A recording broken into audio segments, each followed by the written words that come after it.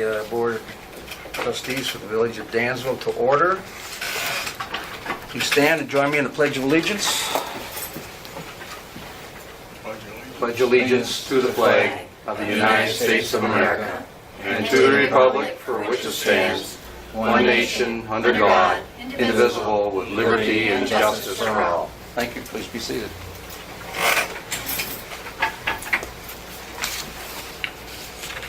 Okay.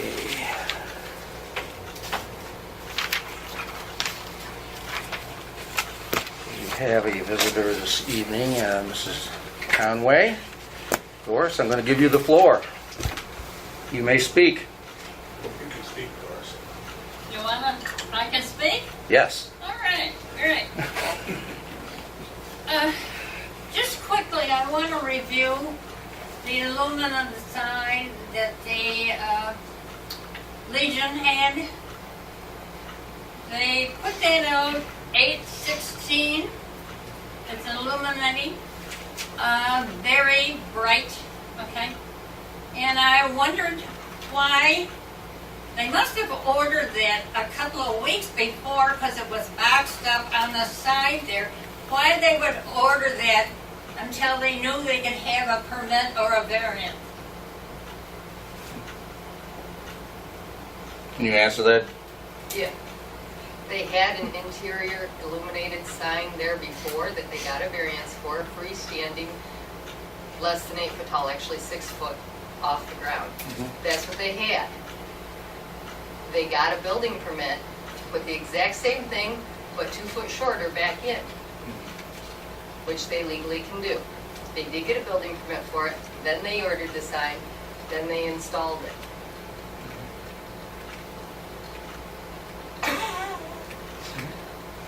I've spoken to the American Legion and I've spoken to Lynn Regal, who's in charge of the sign. And That's sorry. go ahead. That's a very expensive. I can't imagine what that cost. I would say maybe $3,000-4,000, maybe more. Why they would order it before they had a commitment somehow or other from the zoning officer or whatever. You just don't do that. They had the permit before they ordered the sign. Well, when I was in your office, I questioned you on different things, and no matter what I asked you, you said, no, they didn't have to do that. I didn't say they didn't have to have a permit. And you didn't say anything about a variance either. They already had the No, variance. you didn't. That's neither here nor there. So you were on vacation the 18th, and you came back the 25th, right? I was on vacation Monday, Yeah, Tuesday, okay. Wednesday, Thursday, So the Friday. I came back on 26th the Monday. 25th, I talked to you, and it had been put up, and it was rotating, and you don't, It did for 3 days until they figured out how to program it, and now it doesn't. it was rotating. And I had to complain to you about it, and you came over, and you told them I couldn't do it.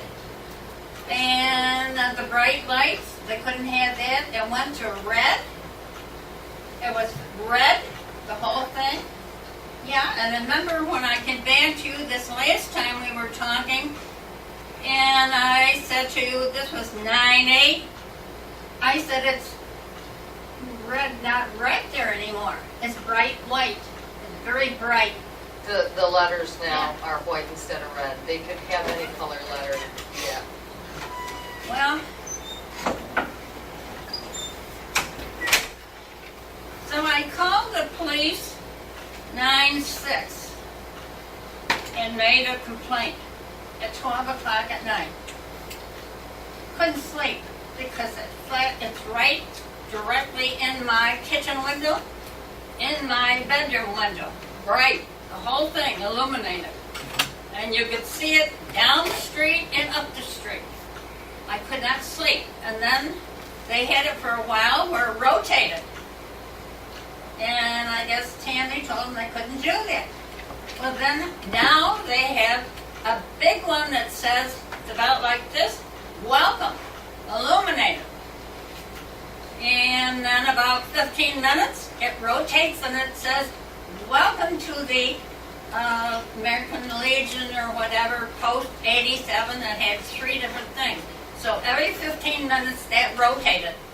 And in my bedroom, as I said, I thought I was sleeping, but I wouldn't be. Then it would click, and the lights would go in my bedroom. I just can't believe that this can happen. Now, if you let this happen, are you going to have to say yes to somebody else on maybe Elizabeth Street, a dentist or somebody? Or even in the rest of it? This are many nice residents there. And I think you have to be careful of what you do. And the Legion does not have the parking area for all of the cars when they have different things going on. I have never in 28 years complained about the Legion. Never. Never called the police. Could have a million times, never did. And I can't believe they would do something like this. Why they need a big illuminated sign when up above their building it tells you where it is? Maybe a smaller one or what? Then this morning, or last night, they blocked it off in black. Okay, just the upper part, which wasn't bad. This morning, they took it off again, and then put welcome on with a big flashing sign again. What? I don't know why they want all of that. I think they've gotten about as big as they can get, size-wise, you know. And I want to sell my place. I know real estate. That's not going to help selling my house. Things are very slow. Somebody says that, they're not going to want it. And I have to be honest with them and tell them it does flash in my kitchen and in my living bedroom. And I look out and all I see is this big sign. And over here. And then they do every one, so often they change things. They're not very consistent. So I put all this down, and I finally decided I wasn't putting up with it anymore, and I called our sheriff here, top man, and told him I wanted to file a complaint. Now, the first time I did that, I asked the officer to come in and see how bright it was in my kitchen and in my bedroom. And she thought it was very bright. But that's all. But I felt as though as long as she was there, she should see what it was. I don't see how you can give the Legion a variance. We don't. That's zoning board of appeals does that. Right. Well, don't they have to They got, advertise the neighborhood? they got a variance for the original sign This one's smaller, 8 so it years doesn't. ago. 4 foot by 8 foot, But- interior lit. But don't we They have... replaced it with a 4 foot by 6 foot. They can but legally don't- do that but without don't having to we go have back regulations before. on flashing signs? They're not allowed to flash. I will give you, Lynn admitted, the first 3 days it kept scrolling, set system, set system, set system. You know, but They should shut that off, okay? And now it does say welcome, and when they have an event, it will change to say what the event is. Like if they're going to do something this weekend, this week, the bottom will just stay constant, but say what they're doing this weekend. And then if there's no event coming, it will say welcome, go home post or whatever it is. It'll say that. They do have the ability to change what it says. It does not flash. It was red, and that was very bright. They did switch it to white. It is interior lit, which is allowed everywhere in the village of Dansville, even without a variance. So, at any rate, I spoke to Mr. Regal just yesterday morning, And he said that out of kindness to their neighbors, they do now shut the entire lighting system off from that sign at 10 o'clock at night and don't turn it back on until the next morning. And they are also installing a solid privacy fence right down from the sidewalk down the property line, 3 foot high from edge of pavement, back 25 feet, and then 8 foot high. They also said there will be no more parking allowed in their parking lot, but so he said that this morning and or yesterday morning, and they did shut it off last night and turn it back on this morning. And like I said, the sign is not even 6 foot high off the ground. So from all the way across the parking lot, they put an 8 foot high fence. You're not going to see anything anyway, which they don't have to do, but they said they're going to do. So 9/8, when I talked to you, Tammy, you said there was nothing, you could do to help me. There wasn't, but I But went you ahead said, and you called know- Lynn and asked him to do something. But you told And me he said, what, okay, this is what I'll do. But So you- I was trying to be kind and go above and beyond anything that I had to do. but you all told me that next thing I'd have to do was sue the village, and I said, No, you said I've I would contacted never my sue attorney, the and I said, village. go ahead and sue me, ma'am. It's not in violation. You said, I've contacted my attorney, and I said, go ahead and sue me. You said, I no, don't I'm think going so. to sue the American Legion, but I've been there 28 years. I don't know how many years I've been next to the mayor. Enough, but I don't think we've had any problems.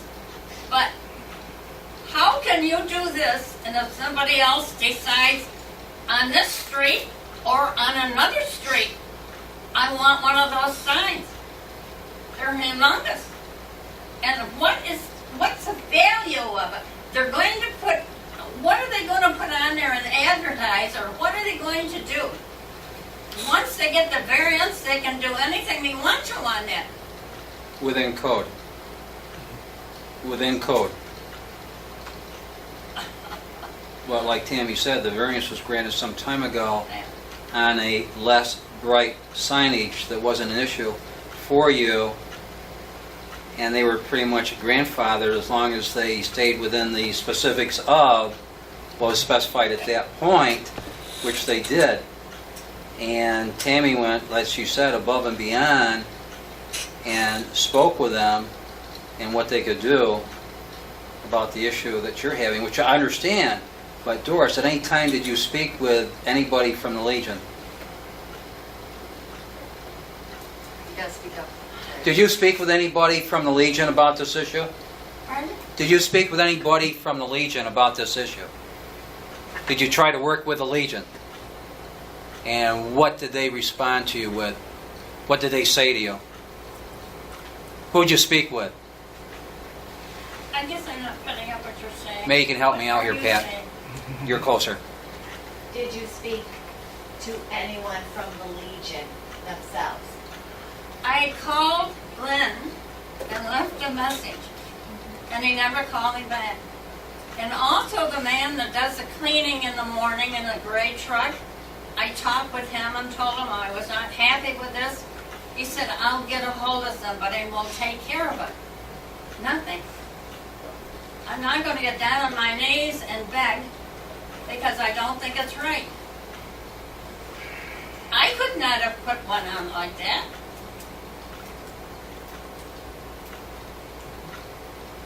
I probably will not get any place. But I know one thing. If I go to sell my house, it's not going to sell for anywhere near what it's worth. And we've had that 28 years. And why should I, because somebody wants an illuminated sign, allowed to have it, and I not be able to sell my property? You're not selling it for what you used to sell them for. You give it away, almost. So, you know that. Yes, I do. I think from what Tammy has said, that they're going to put up a barrier fence, a fence. Let that happen. and then see if that doesn't take care of the situation. Said they're gonna put up a fence, a barrier fence. 3 feet? It actually is going to go to 8 foot. Up There, to, it'll be 8 foot high, so there's no way she can see the sign. it'll be up to 8 feet high, so it won't be shining in your house. How can I put it up high? The zoning allows to have a fence that's 8 foot high and solid. It's going to be a solid I don't picket think that'll do fence that's 8 foot high. I The don't think sign's that'll only, do it. the Why sign's can't they only like. turn it around and face it towards the street? Right where the bench is, there's a bench out there. Want to. They would have the square footage and whatever and put it there. And it would be facing, not really any property, church is closed, Salvation Army closes at 8, they don't wake up until 8, that would be a big solution. Illuminate the parking lot.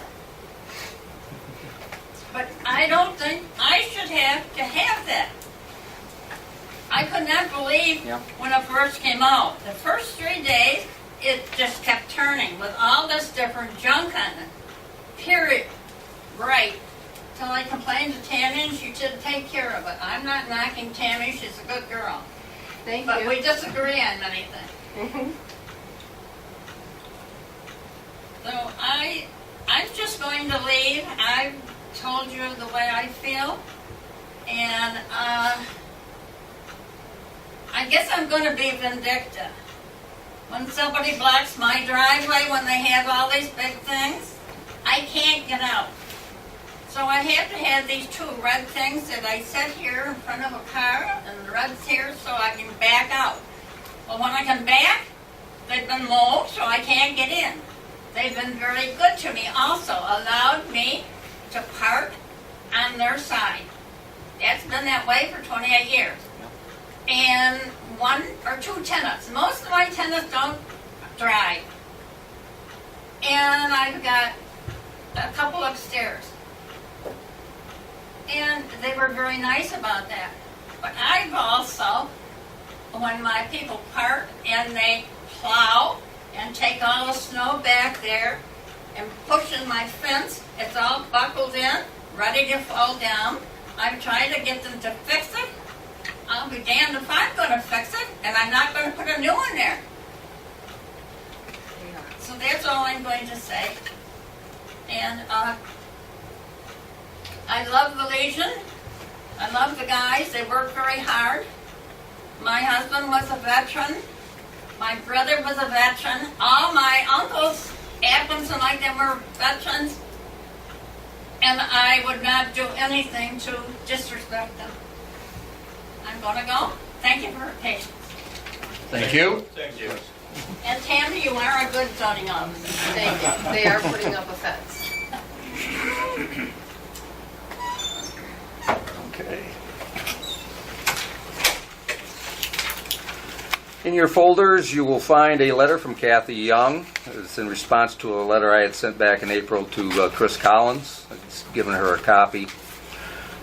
I've also spoken with Mr. Collins' office. Finally, a gentleman called me, Mr. Freeland. And once we have the study survey plan done, we'll get them a copy of it. See if there's anything they can do to help us out. This is for the floodplain issues. Also, there's some information on that Destination Business Seminar, which will be taking place in Mount Morris on October 21st. Anybody's interested, you're welcome to go. Make sure you get your reservations in. I think there's a limited amount of seating. Also, for Megan, you'll have to get this to the chief and to Scott and maybe to the ambulance and the fire department as well. There's the Drive to Survive training session coming up, and I believe it's the 20th of this month. Check it out there in the folder. Anyways, there's one session, it's going to be down in Allegheny County, and one day is strictly law enforcement. So I don't know if you're interested in that or not, Chief. And the others are, use the other date that they have in there. Okay, there's also some information in your folders concerning the NICEAG gas safety program. And first responders should get a copy of that as well. Again, if you'll see, they get that. It's common sense stuff, which most of you are probably familiar with. Make sure you get a copy of it. And in there's also a copy of the invitation from the Dansville Area Historical Society and St. Paul's Church over here for a service they're having later this month for commemorating the start of the first chapter of the American Red Cross being founded here in Dansville. I think they call it the Red Cross Society then.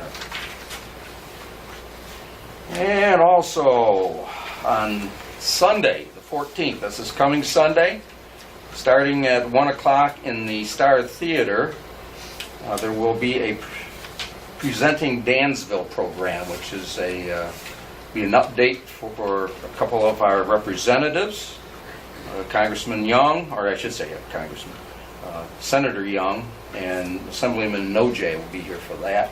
And it's about the Main Street project, the improvement project that was done over the last number of years, along with the sign and facade program. And there will be some tours after about a half-hour presentation of some of the upstairs apartments over these buildings. So anybody that's interested in that, you're most cordially welcome. They say it starts at 1 o'clock. Star Theater. And let's see, there's also some information in there on a regional trails initiative. That's coming up here real quickly. I want to say it's the next day or two. It's in Batavia, I believe, over that way, Genesee County. And next we have the association dinner, which is on the 24th, correct? Would you like to give a little... That's the fourth Wednesday. Mhm. Yep, it's the fourth Wednesday. Yep. We shifted it from the third, given that that's when the clerks in the county will probably, or a number of them are going to be in training in Lake Placid. And so we got it moved a week, set back a week. And it will be down here in the area in the facility next to the Sugar Bowl, adjoining the Sugar Bowl. And the name of that again is something Taffa? Cafe Taffa or I something? can't remember off the top of my head. I emailed everybody an invite, Okay. but I don't have it with me. And the guest speaker will be Angela Ellis from the County Planning Department, who will talk about the Transportation Access Study and how it relates to the county connectivity program plan. And we need to have your reservations in by next Tuesday? Wednesday. Wednesday, I haven't Wednesday by 1, I believe. Okay. So we can get the numbers down to Jennifer. And that's it on correspondence. Moving along to legislative. Today Megan and I met with representatives from ADP concerning just getting some information in that regarding a payroll program, an HR program. They are going to send us some costs on that, which we should have hopefully by next week's meeting. We'll forward that to you as soon as we have it. And for those who aren't aware, the White Sabres are champions, and I thought it would be nice next week that we vote to proclaim September White Sabres Month. It's the big event that was going on up in Rochester this past weekend. I think this is the second year in a row they've done that, if I'm not mistaken. And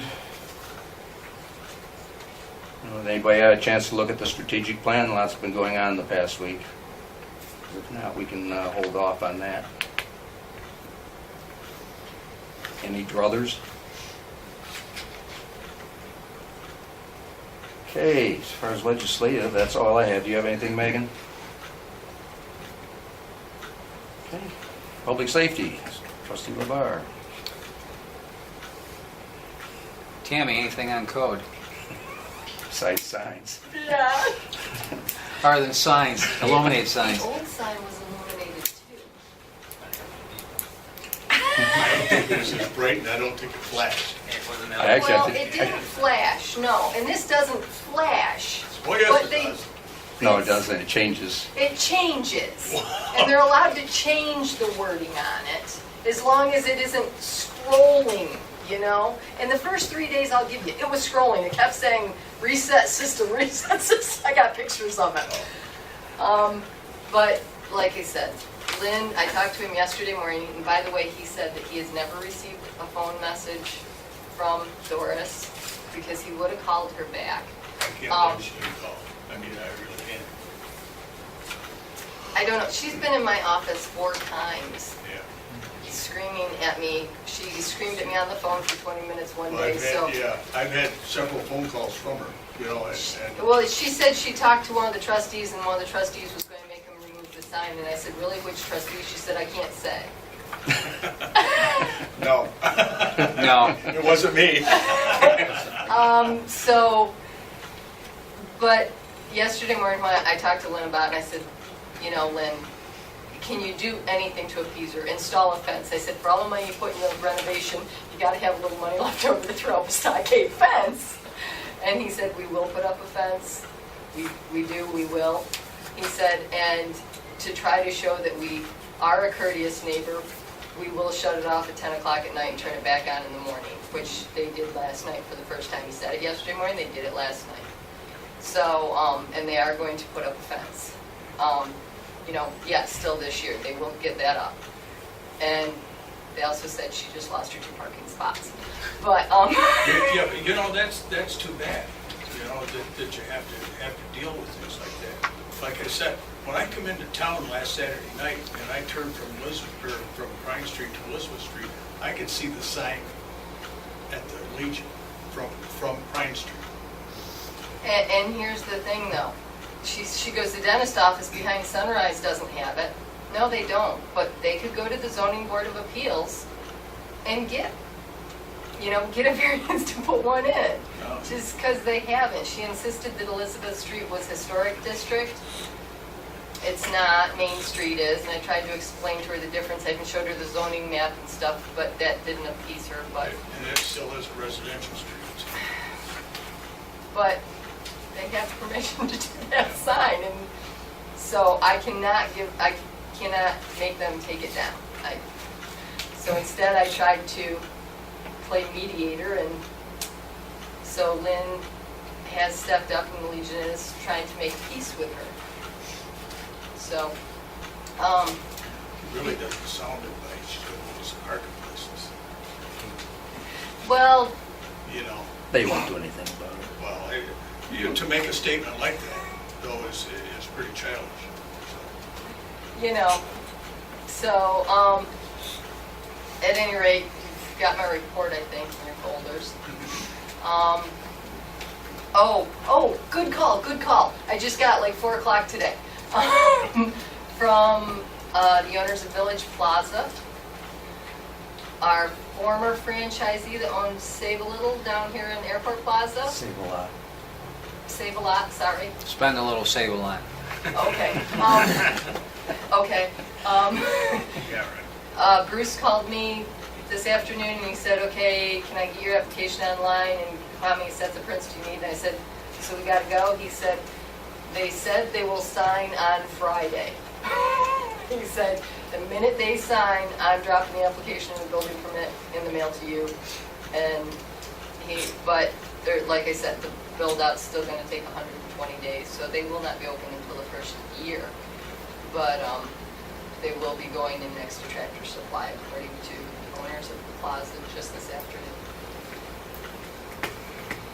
So, any other questions of anything else you've seen around town? I can rattle off a bunch of stuff.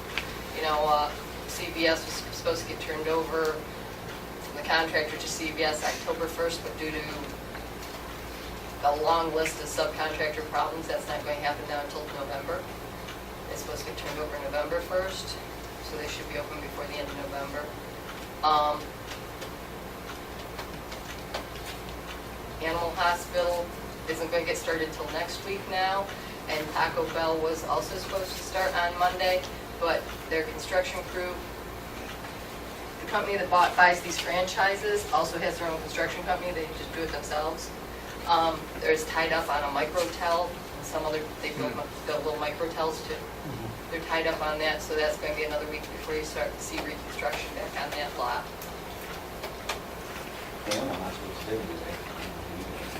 They called me this morning and said we won't be digging till next week. They have a heck of a hole over there. Well, good then. Good, they got ahead of themselves then, because just this morning they went, yeah, we're not going to be there till next week, so. Dug a big hole in the side and buried all the blacktop. Probably. Yeah, Should've because just it's brought up the street and taken it for fill. really, because it's just concrete slab with, 42-foot footings, but then block and backfill, so they need backfill, and then concrete slab. But, anything else anybody can think about projects going on that we can go on? I have a clerk, I have a part-time clerk, she's amazing. Right now, she only wants to work 12 hours a week, but she said she would increase that, and she's been doing super. So if you call the code office and somebody says, thank you for calling Municipal Building Inspection, this is Sharon. She's amazing. It's Sharon Hewitt. She's only there though 2 days a week, right? Right now, she's working Tuesdays and Thursdays, 6 hours each day. And just yesterday, I said, you could work more hours if you wanted to, because I could use her more hours. And she goes, I was thinking about increasing that by a couple hours. And I said, okay.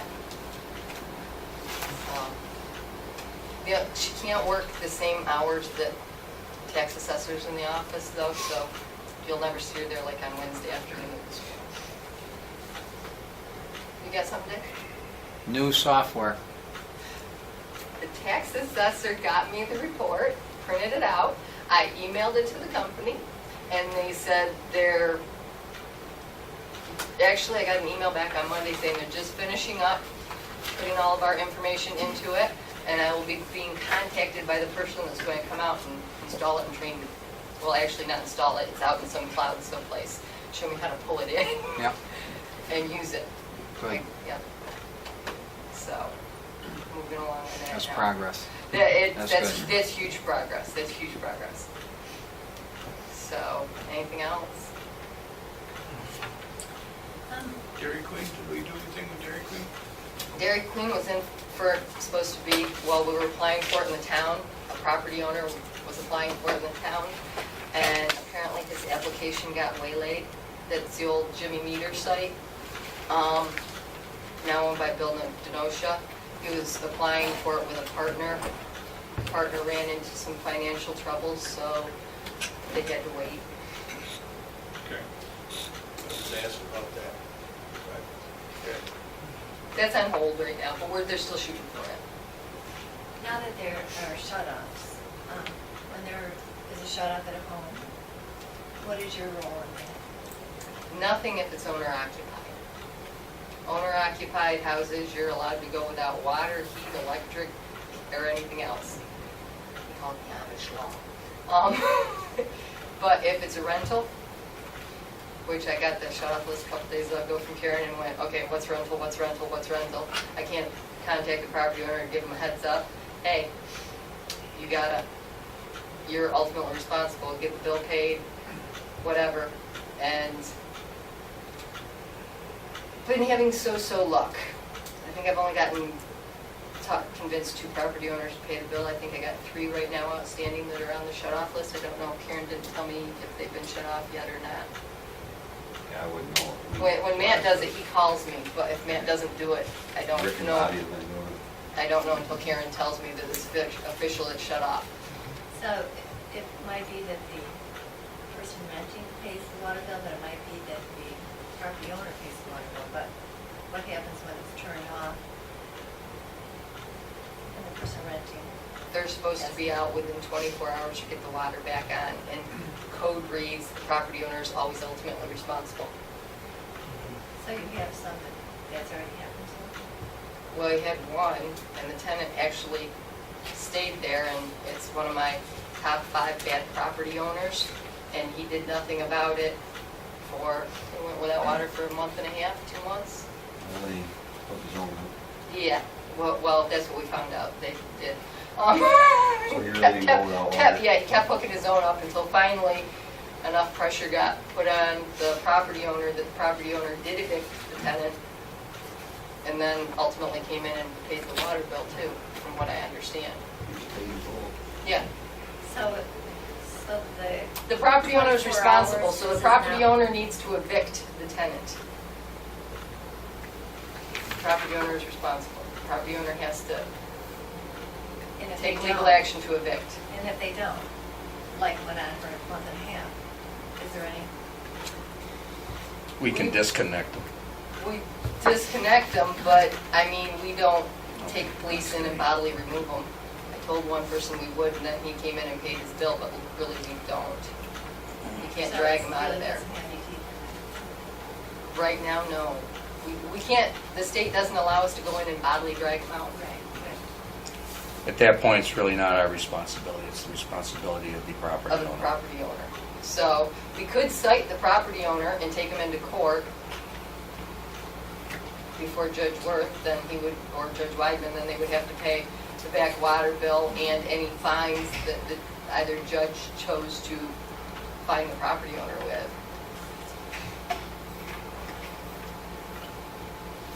So we can't bodily remove anybody or padlock their door so that they can't get back in.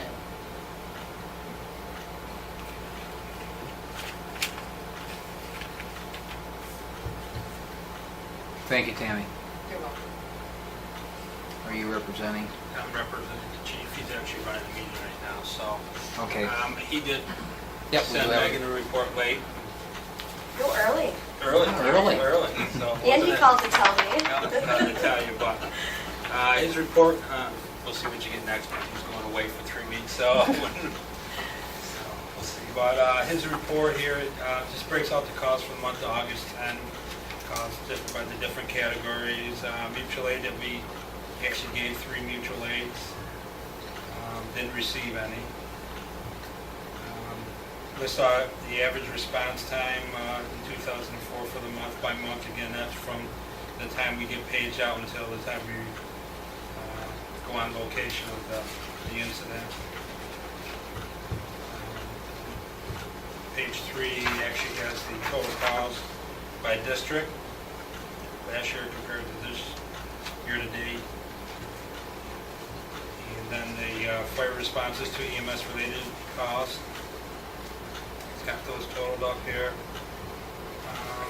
Under the apparatuses, just so to let everyone know, pump tests are going to be performed this month. Actually, next week, they're scheduled to be done.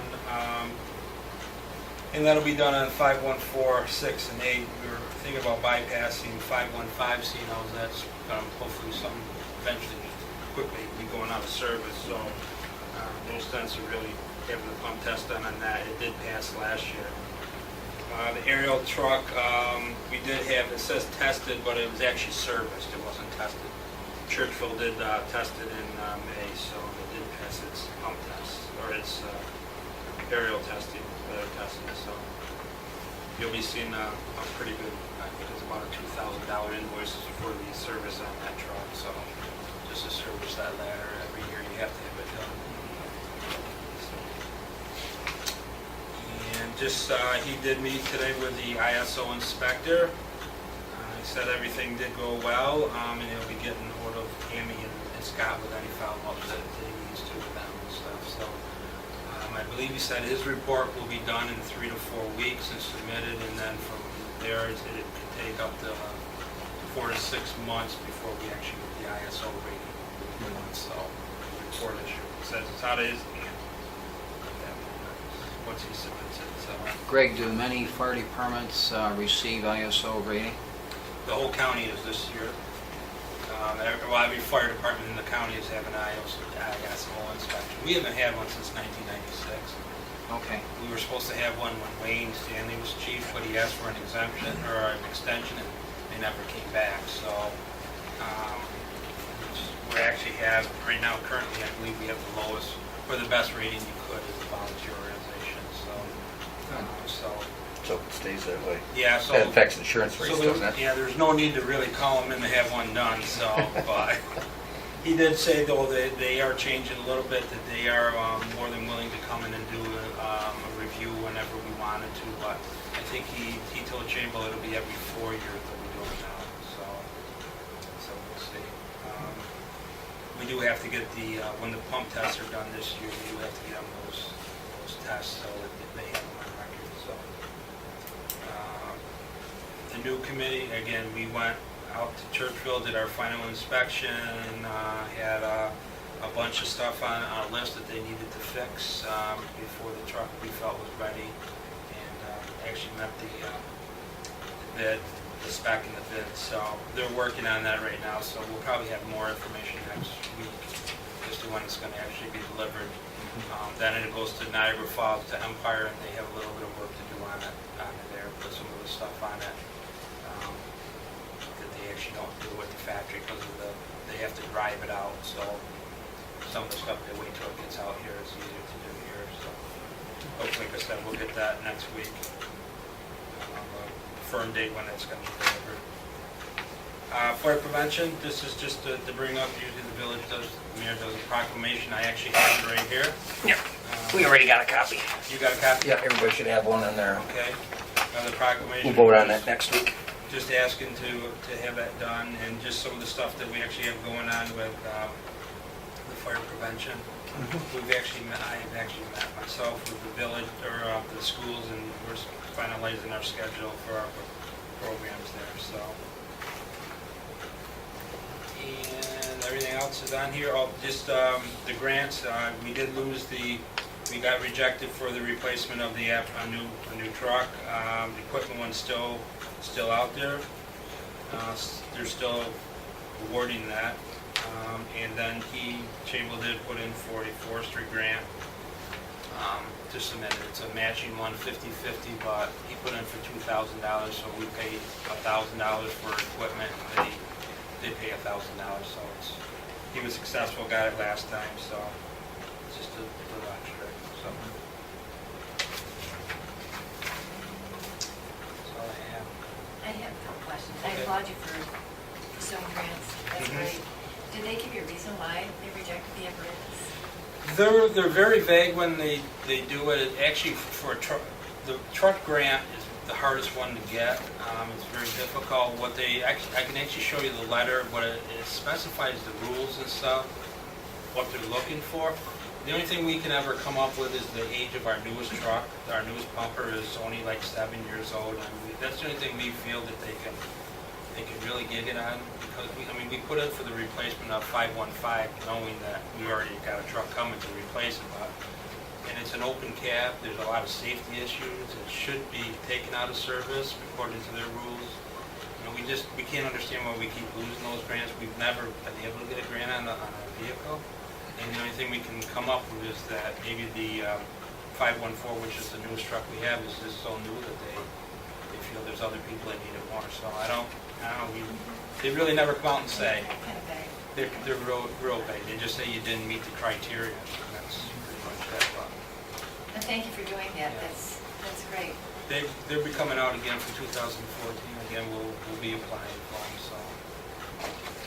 And I only had one other question. And your calls by district? Yep. 2013, is that the total for 2013 or just year-to-date? I believe it's a total. Oh, so I was going to say it looked like it's greatly reduced, but it's only... No, yeah, it's only... So it'll probably be... Yeah, it'll increase every year. We might be down a little bit this year compared to last year, but... That's not a bad thing. No. Eric, we need a lot of deer MVAs, deer motorcycle MVAs right now. It's they're out and about. Thank you, Gray. You mind if I leave, actually? Thanks for coming and reviewing that with us. Ambulance, Jerry. Okay. I know at last meeting, I painted the doom and gloom picture for coverage for the month of August. The numbers are not in yet, but Matt believes the actual numbers of dropped calls is only 10, which is a significant improvement. We can attribute that to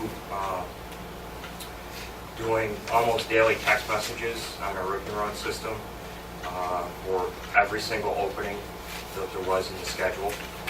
We had a lot of people step up. And it's showing. September, I think as of Monday night, Matt believes that there's only been one drop call. So heading in the right direction. Don't have the final report for the Festival of Balloon Weekend. Saturday was busy. I was in Syracuse that day, but my phone was blowing up from text messages for calls. We did have good coverage. They did have Livonia come down pre-planned for standby, which they actually requested in the service. And I think also Cancer Rider was brought in. And I believe both of our rigs actually went to the city that day also, to the transports. Sunday was very quiet. Everybody sat around and watched the rain, including me. Some good news, Scott will be returning September 22nd. He has been rotated to Groveland Correctional. Really? Already. Already? What used to take 5.5 years Yeah, it's a miracle. has just been done in a couple of months, so Scotty will be back. Okay. What month was that again? It will be September 22nd. September. So Oh, okay. in a couple of weeks here, Scott will be back in town. So not sure what his schedule's going to be, but he will be home. Good. So last month we voted in 5 new members. 4 of them are EMTs. We've got several that just started the EMT class. A couple of them have their cards had expired in previous years, so they're going back in to get them. And we have several new people that are going to be taking the class. So, some young guys too. So. And I currently have 6 or 7 more applications that we're trying to get through. So we are headed in the right direction. We're going to be actually working a project with the county. We're going to be testing a video link. Dr. Shaw knows that if they hold classes like up in Livonia, a lot of people come down this way, like maybe Monday and stuff, won't travel to Livonia. So what they're going to do is we're going to set up a video link at our base. So, you know, the course from this lower area here can come to our base and sit and take the class there. So it's all, you know, it's all good CME credits for the continuing education for the rapid research for EMT classes. So yeah, hopefully that'll work out. You know, everything, we won't have any technical glitches there. So that's actually later this month. I think it's in a couple of weeks. The rigs had a couple minor repairs done. It was some stuff that had been on the list.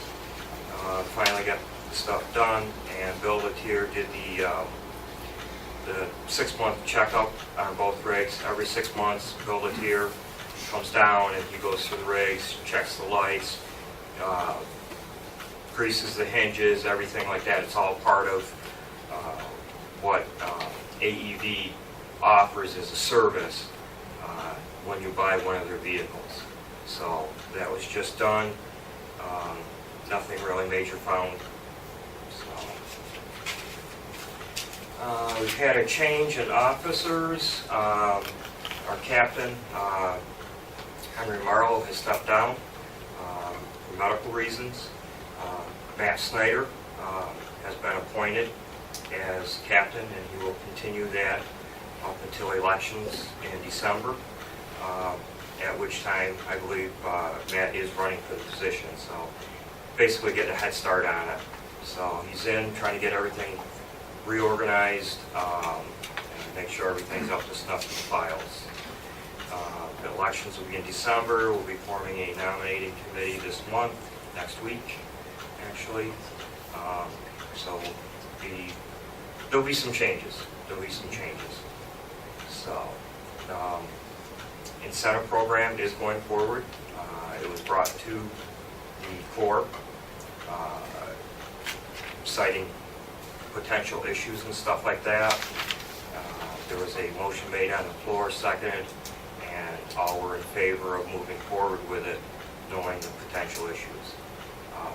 It has been turned over to our attorney, so any correspondence between the county and us will go through our attorney. So he's the expert at it. And with that being said, we may have to, maybe we can sit down and maybe see if there's something that we can work out to maybe, if there is an issue, I don't know, maybe we can figure something out. I know Dan Well, wants to from sit down. our standpoint, there is an issue. Okay. We can't pay the comp insurance for anybody who's taking a stipend. Okay. The county's already told us that. Yeah, well, that's gonna be between the county and our attorney, so. Mhm.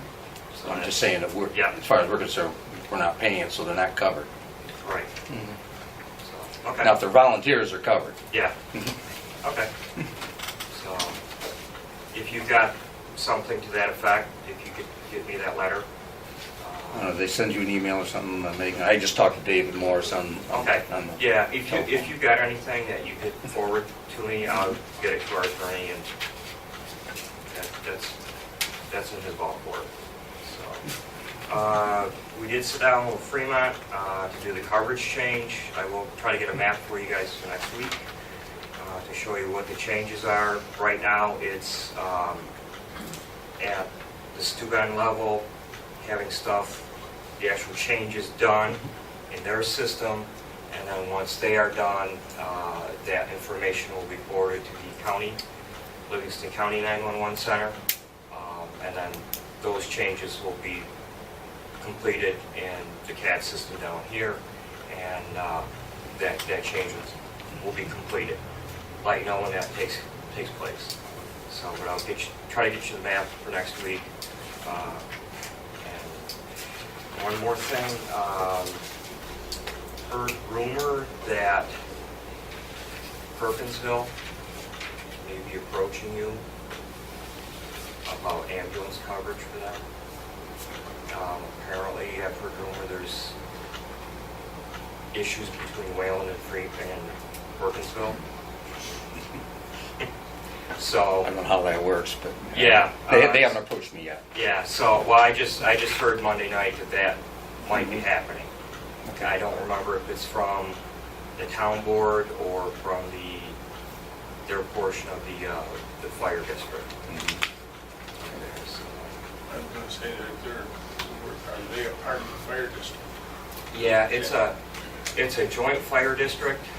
It's two separate districts. It's like a north and south district, I guess. But yeah, there's. Yeah, I heard it. Talking Perkinsville. Yeah. So just a heads up, we may be getting a phone call or something. So. What are your thoughts on that? Something, if it were to come to pass, that you would be interested in doing? Yeah, or I what? mean, it would kind of make sense. We're close by. Actually, some of the coverage area that we just picked up kind of curls up and around Around them. Perkinsville anyways. And if Wayland doesn't cover the call, we're taking it anyways. We took one this afternoon. Okay. So, yeah, I think we can do it. If they approach me or whatever, we'll all have to sit down and talk about it. Yeah, Mhm. yeah.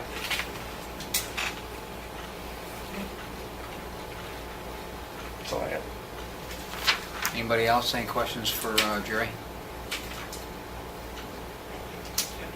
Thank you. Have a good one, Jerry. All right, thanks. Chief Charlie. Fire chief and I got to go to, I think it was the first, maybe they had one without us, I'm not sure, but I don't think so. I think it was the first 911 committee meeting. Basically just to get a feel for what the county's plans are. They got the grant to improve the radio frequencies and want to change radio frequencies and put up possibly new towers and evaluate what's already up to try to get the reception and transmissions and things better across the county. Dan's is obviously a point of interest. I kind of get the feeling that on again, off again satisfaction with the tower on Oak Hill, and that if the opportunity presented itself, if the county owned a tower at another location, they may jump on that. So we'll see how it goes. It's early stages, but while it's early stages, they've only got basically 2 years to complete this thing, so it's a pretty massive undertaking. So I think they were nice to us this past month, and they'll probably really up the ante as far as wanting input and things like that. I'll keep you advised as time goes by. Nothing earth-shattering right this second. Hopefully, we get something good out of it. I mean, as it stands right now, if you're on a portable radio in the police department, in the patrol room, where most of the officers are working when they're in the office, you can't talk on the radio. They can't hear you. So, really how sad it is here in the village. It's probably never going to change the situations in the hospitals, never going to change the situations in the schools. The GCC, we'll still never be able to talk to anybody on a portable radio there.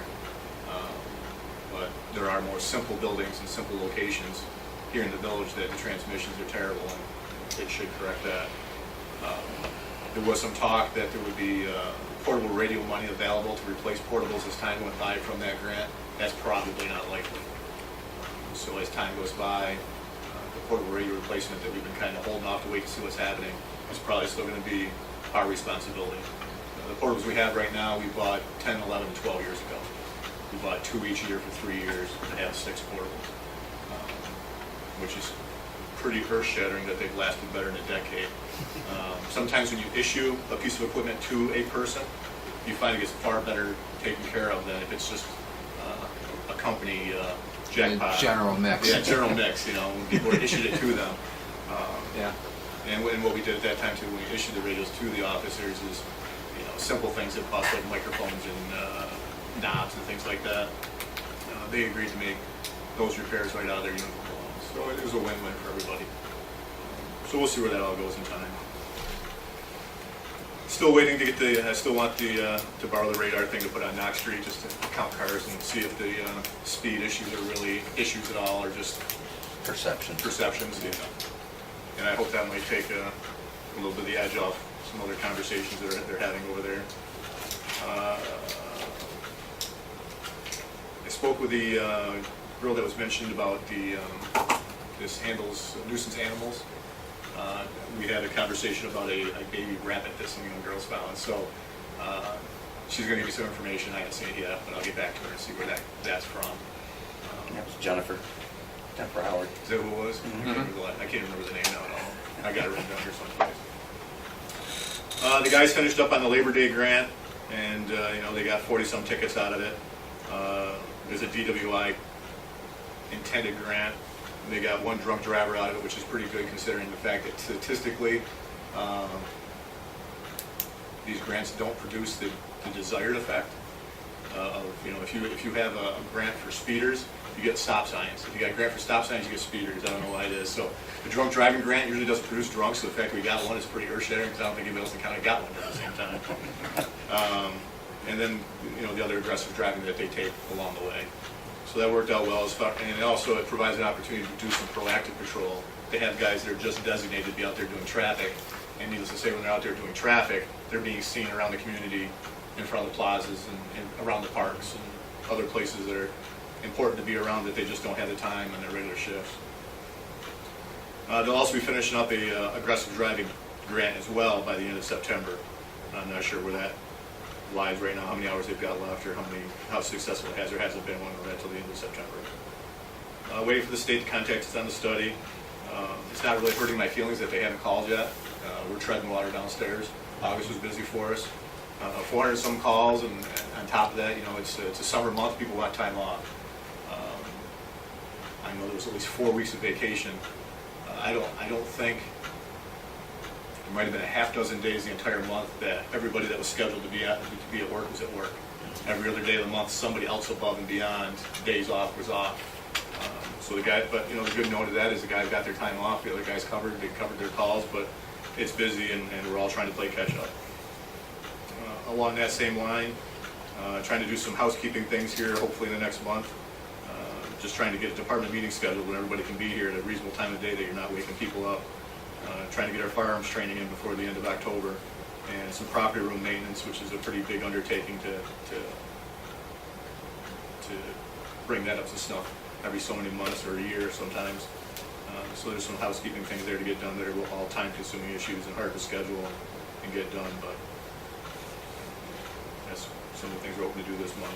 Of course, security issue, had more conversation with the judges. It doesn't sound like there's any new questions or concerns.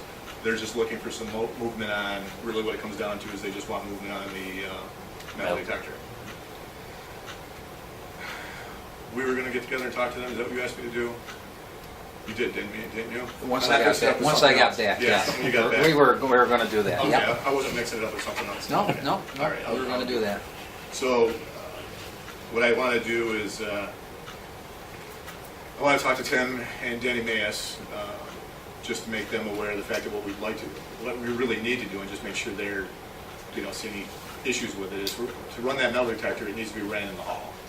And it's not the most stiff type of machinery that's easily movable. It's the type of thing that will collapse on you if you're not careful of moving it. So I think once it goes wherever it goes, it's pretty much going to be parked there, and it's going to be something people have to be aware of, and not necessarily a workaround, but it doesn't, you're not going to be able to come in there and play tennis in the hallway. It's going to be there. You're going to have to know that it's there. It won't be in the direct path, but it will be off to the side against the courtroom wall in the hallway. That would be my intent, is to park it there and leave it there. And we'll have to probably get some sort of small table to assist us in handling people's property and things like that. And, something to probably try to rope it off in some way on court days, so that people know where they're supposed to enter and where they're supposed to exit, and make them understand that once they're in the courtroom, they're in the courtroom, and to leave the courtroom means they've got to go back through the metal detector. There were some theories out there that, well, people come early, this will work out fine. Well, once they realize they're stuck in the courtroom and can't go out and have a cigarette, they won't be coming early anymore. Like I explained to the judges, right now you throw the doors open and there's 40 people in the hallway, they're all in the courtroom in 5 to 7, 10 minutes max. They've all entered the courtroom and had a seat. If you have 40 people in the hallway, and if you can scan them in 30 seconds each, which I would dare say is pretty next to impossible, it's probably closer to a minute each, you're looking at 20 to 40 minutes to put those same number of people in the courtroom. And then, of course, how do you want to treat the lawyers that come? They just feel they own the place now and log in and set whatever they want, however long they want, whenever they want. And right now the attitude of the judges is they get scanned with everybody else, which is good for me because that takes away the necessity for me to try to explain to people in the hallway how come I get scanned and this person doesn't. So if you're an attorney who's used to showing up right at the stroke of 7 o'clock and having your way with a judge and dragging your client in willy-nilly whenever you want, that might not be the case if your client's number 40 in line. It's going to be 40 minutes before he gets in there, and you're going to have to stand around and wait. Or they'll want to put their client Somehow. further up in the line If to you- put them through. That's what you're going to have to deal We're with. going to deal with that, the first come, first serve, and, there's talk about which doors to lock, which doors not to lock. Well, there really is no way to lock the doors because whatever happens at 1 o'clock in the afternoon when the building's wide open to the public needs to go on at 7 o'clock at night as well. And we all know full well, if you lock the back door and you're standing there running the instrument, the whole time you're running the machine, all you're going to hear at the back door is every single person coming, knocking on the door, wanting to get in the back door. And by the time you waste the time walking to the back door to tell them to go around, you might as well just open the door and let them in. So there's no way of locking the doors. So it's a bit of an undertaking. It's not insurmountable, but it basically means the 2 officers we have in court, one will be in the hall scanning and metal detecting, and one will be in the courtroom. Is blocking the hall, and I have no idea about the shape of this or how much space it takes up, but would it be blocking a potential exit in case there were emergency, a fire or something? My gut guess right now is the machine, if you will go up against the wall. It's probably about half the width of the table you're setting at. So that half will be up against the wall. Will run like a bank rope, if you will, whatever you want to call those cat herding mechanisms that are in the bank. Rope from the edge of the machine back past the courtroom doors to the middle of the petition that has the exit door. So you'll be able to come in the door, walk up along the rope, jump in line, come in whatever door you want, jump in line, and then once you come through the metal detector, you'll just follow the rope right into the courtroom and have a seat. But I think from what you said, once you position us, it's going to be there permanently. Yeah, the rope will come down before and after court. Right. You know, but yeah, the machine will be there. Won't be our intention to move it. It's not really built to take too many moves. How wide are we talking? I'm guessing it's about half the width of these tables you're at. So, you know, so that's good for it. So the petition, the courtroom walls here, that will probably come up to here. There'll be a rope, well, probably just about like this. So people will come in the door, will walk down the restroom side of the hallway, Right. and then take their spot in line and come through. And once they come through, they can walk into the courtroom, have a seat, do their business, complain about how they've got to go out and have a smoke and how am I getting out, and we'll take a number. Yeah, and we'll just deal with it. So the hardest part is, you know, I think we've been through the whole volume control on it. I don't think there is one. So, you know, you're going to have a constant hum of voices and directions and stuff in the hallway while this thing's, when it's, you know, it's going to beep for everybody. I mean, everybody's got a belt buckle, everybody's got some sort of zipper in their boots. It's something that's going to beep no matter what they take out of their pockets. Yeah. And then the hand scanner that we use after the fact is going to, you know, so, We have one? oh yeah. Okay. I'd say. So, when I get time to, first I want to talk to Tim and Denny and see if they want to stand down there while we talk about this. And anybody else that's interested, and Sure. try to get a hint as to whether this thought that I have in my mind will actually work. And then probably not something we're going to do next week or the week after, probably towards the end of the month, 1st of October. We've got a lot going on. You know, like I said last month, we got a lot of schedules, a lot of court scheduled for witnessing, for testimony on the officer's part, or trials that are right now are scheduled downstairs. You know, I think they've got 1 or 2 scheduled every month of October, and we thought we were going to catch a break with some things that they had in September, but now they're taking the September stuff and pushing it back on us. So it's going to be busy. That's about the highlights. Well, as a matter of fact, Are you frothing? I have an attraction towards mailmen and hubcaps right now. I'm not sure what that's all about. I got hit by a dog. But Tammy's been working with the people at Hammerhead, and apparently it's been working out well because they keep calling her to come back and do things. So, which is a nice way for things to work versus her having to call them and say, I need to come do this. They're calling her saying, please come look at this. So she's working that out with them. I don't know if we mentioned it last month, but the one apartment upstairs Above him, right above Hammerheads, is Yeah. now legal. is legal, so that's been put on the water billing now. I mean, they paid for their usage, but they didn't pay a base rate because years and years and years ago, the owner had taken it off. But now that they're there, we're established they're there, it's all good to go. They're paying the base rate on that as well. And now they're trying to work with Tammy to get through the other apartment on the other side to bring that up to code. And they appear very enthusiastic about doing so. They actually got a valid building permit this morning, and I have a third-party electrical inspection with them there on Friday. Want to go for another bite?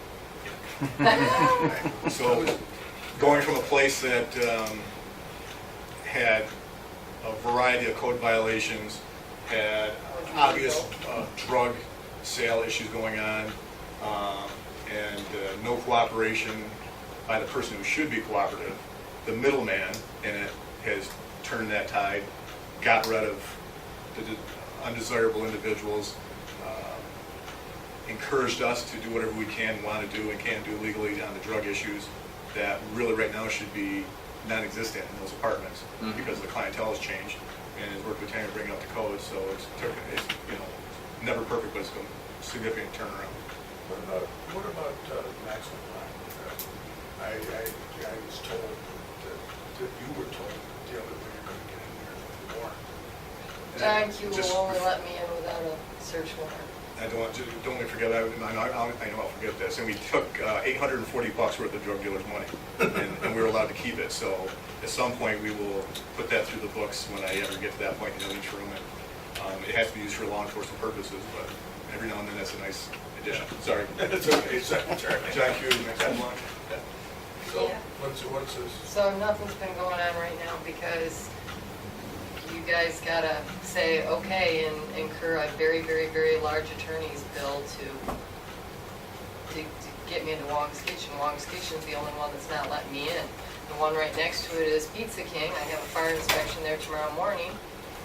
Billy lets me go through the place whenever I want, 24/7. The little cubby hole right next to that is now Body Addiction Tattoo Parlor. And he lets me go through that whenever I want and gets his building permits. The Why wine don't you go shop. down with Charlie Yeah, let's see if we can. and walk in We that did way? once a few years ago. and Give it a shot. He and- has to have a fire inspection, right? Yes, he does. Well, Yeah. he doesn't have any say about, no, you can't come in. Right. He's got to have to set up a time when you can come He in. can require me to have a search warrant to enter to do a fire inspection. He can do that. If you shut him down, I can't shut him down. I can't shut him down. Without I have having to the do it- inspection. Yeah, I have to have an inspection, a valid reason Yeah. via inspection to shut him down. And the health department would also have to support my, Livingston County Health Department would have to support my reason for shutting him down. But he is legally right in saying, no, you're not allowed to come in to do a fire I'll take inspection. Charlie over there with, I don't care about the Without a technicalities right search now. warrant. yeah. Maybe he'll be a little friendlier with Charlie there. Well, we tried a couple years ago and he wasn't, but we'll try it again. But again, tell him just I gonna mean, go Charlie get a, bit again. I mean, that's the first bite, and he was with me, and We also had the grease trap issue with him too. Right, That's exactly. kind of reconciled. That's what well, can you come to that? Sure. Yeah. I've been talking to him about it, he says he's gonna install one, but they mostly. He's not going to. Yeah, I think we need to do whatever's necessary to get in there. Yeah, exactly. I You agree. know, a business of that type on Main It Street requires a shouldn't be search warrant. functioning without some I'm controls or... going to need our attorney to, Yeah, and I'm thinking if it gets to that point, we need to strongly consider that. Right. okay. Yeah. I think we should send him a letter on the grease trap and give him 60 days or 90 days or whatever to install it. If he doesn't install it, shut his water out. Yeah, send a letter, yeah, I wouldn't be as generous as you want to be. Yeah, I I give them think less time 30. than that. right. I give 30 for violations, for Okay, property give maintenance 30 days. violations. We found a letter downstairs that was sent probably 10 years ago on the same issue. Well, I'm never done. Yeah, get a copy of that. yeah, Sea Carrier. down from Hammerheads to yeah. Monk's I'm Kitchen. having fun. I was just made aware of this over the weekend, so. Oh, that's yeah. why. Oh, no, this has been an ongoing Yeah, problem since yeah. I started here 6.5 years ago. Yeah, so, okay. See what we can do. Charlie, did you have anything else? No, I'm sorry. I- No, no. Well, that's okay. I was done. I just had a question from Paul Aliotto. Apparently some people have approached him about the no parking signs down on Weidman Lane. I think that's because it was getting so, you couldn't get anybody through there. And now he's saying we're not enforcing it, so why have the signs there? Now they're gonna be parking there now, is it? And we're probably not enforcing it because people are probably complying. I don't know. I mean, it's a soccer field, and part of the reason was the field, well, comes right up to the road. I mean, not the field itself, but the bleachers do. Yeah, And we. there's put- not enough room to have cars parked there and drive down through there. Right. So I'm assuming that was the That reason. was the reason.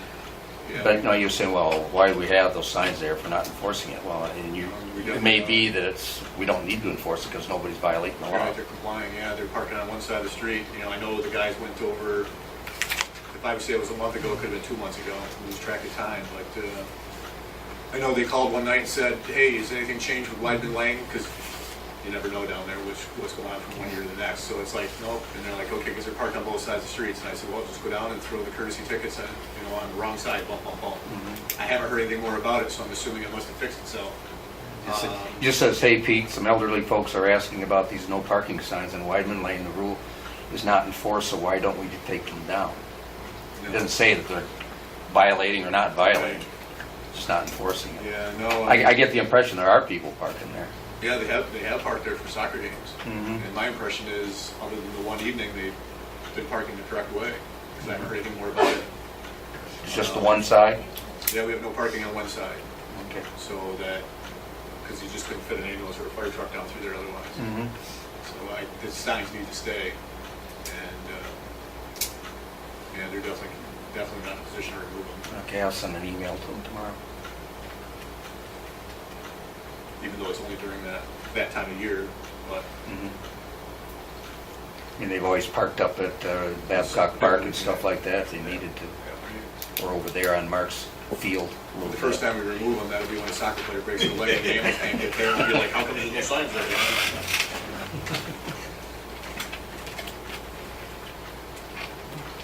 Okay. Is that it, Charlie? I'm good, yeah. Questions? Thank you. For Justice reports, I'll just note we do have a report for August from Justice Dayworth. That's it. Okay, the only other thing I have under justice is Sheila Duffy has submitted a resolution for the board to pass. That's for a JCAP grant. That's for more of their furniture and other things, filing cabinets, whatever they need down there. Did she say how soon? Next week's okay, right? Yeah, next week Yeah. is. Last year we got it Yeah. at the last second, but Mhm.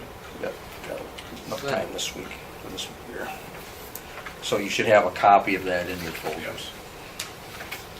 If you have any questions, give a shout. We'll see if we can't get them taken care of. I do have one item on shut-offs. Concerns probably you along with Scott.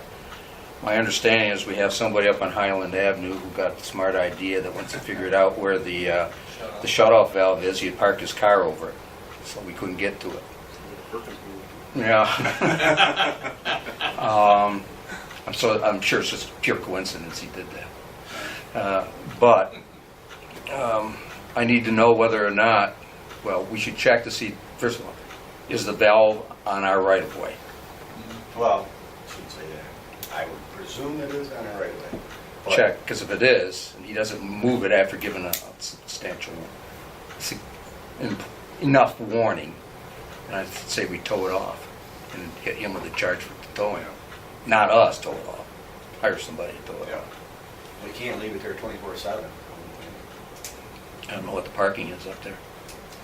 Not even sure exactly where the house is, but it's got to be somewhere from Doug Wade. I suspect I know where it is. I think it's down near my mother's. Yeah, give me the address and the name, and I'll go up and talk with them tomorrow and see if we can come to a... Because he came out and asked the guys when they were marking, is that where the shut-off is? When they were exercising. Blue paint. And he parked his car over. So that's my guess. Down, well, I'll check it first. make Yeah, sure I got the right one. I can go talk to them and see if I can. The name rings a bell that that's where it's at. We can talk to this. Okay. Friendly talk might be all that's needed. Because he has a substantial sum he owes. Yeah. He wanted the higher ones.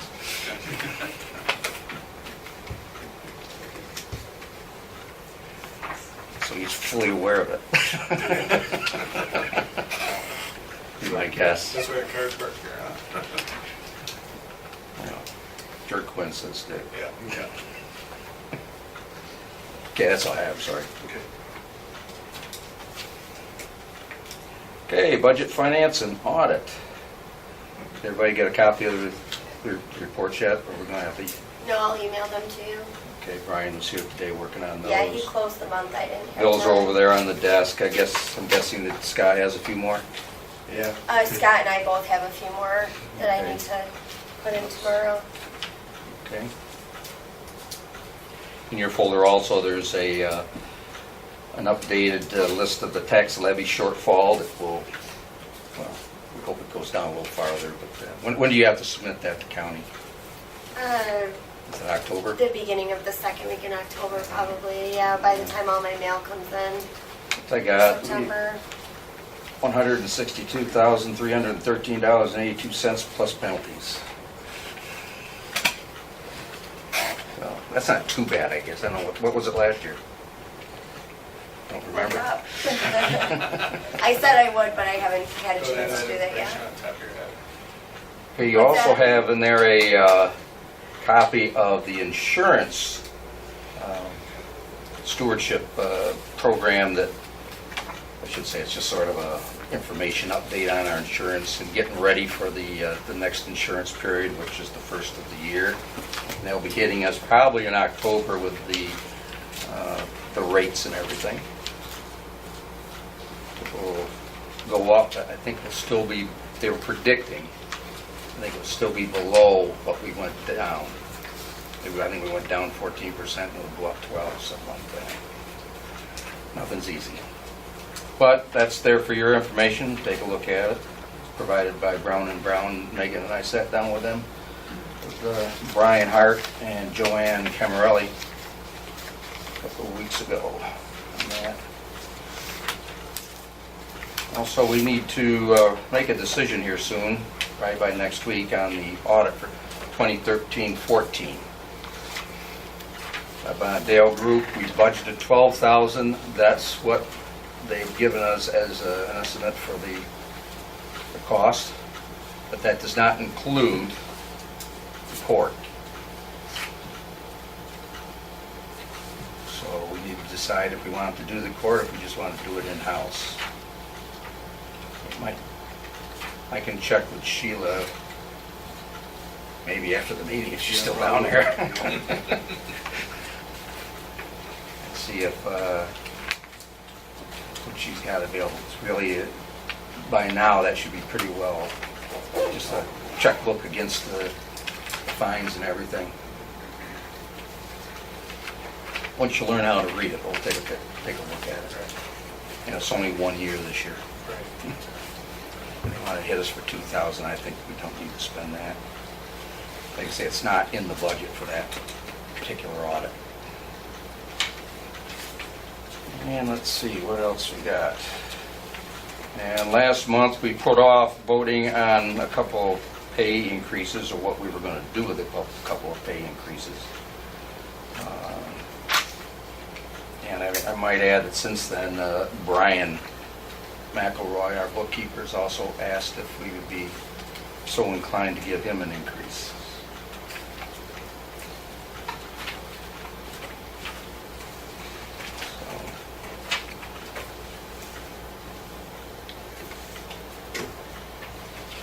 I have some information I'll have to get to you on Brian.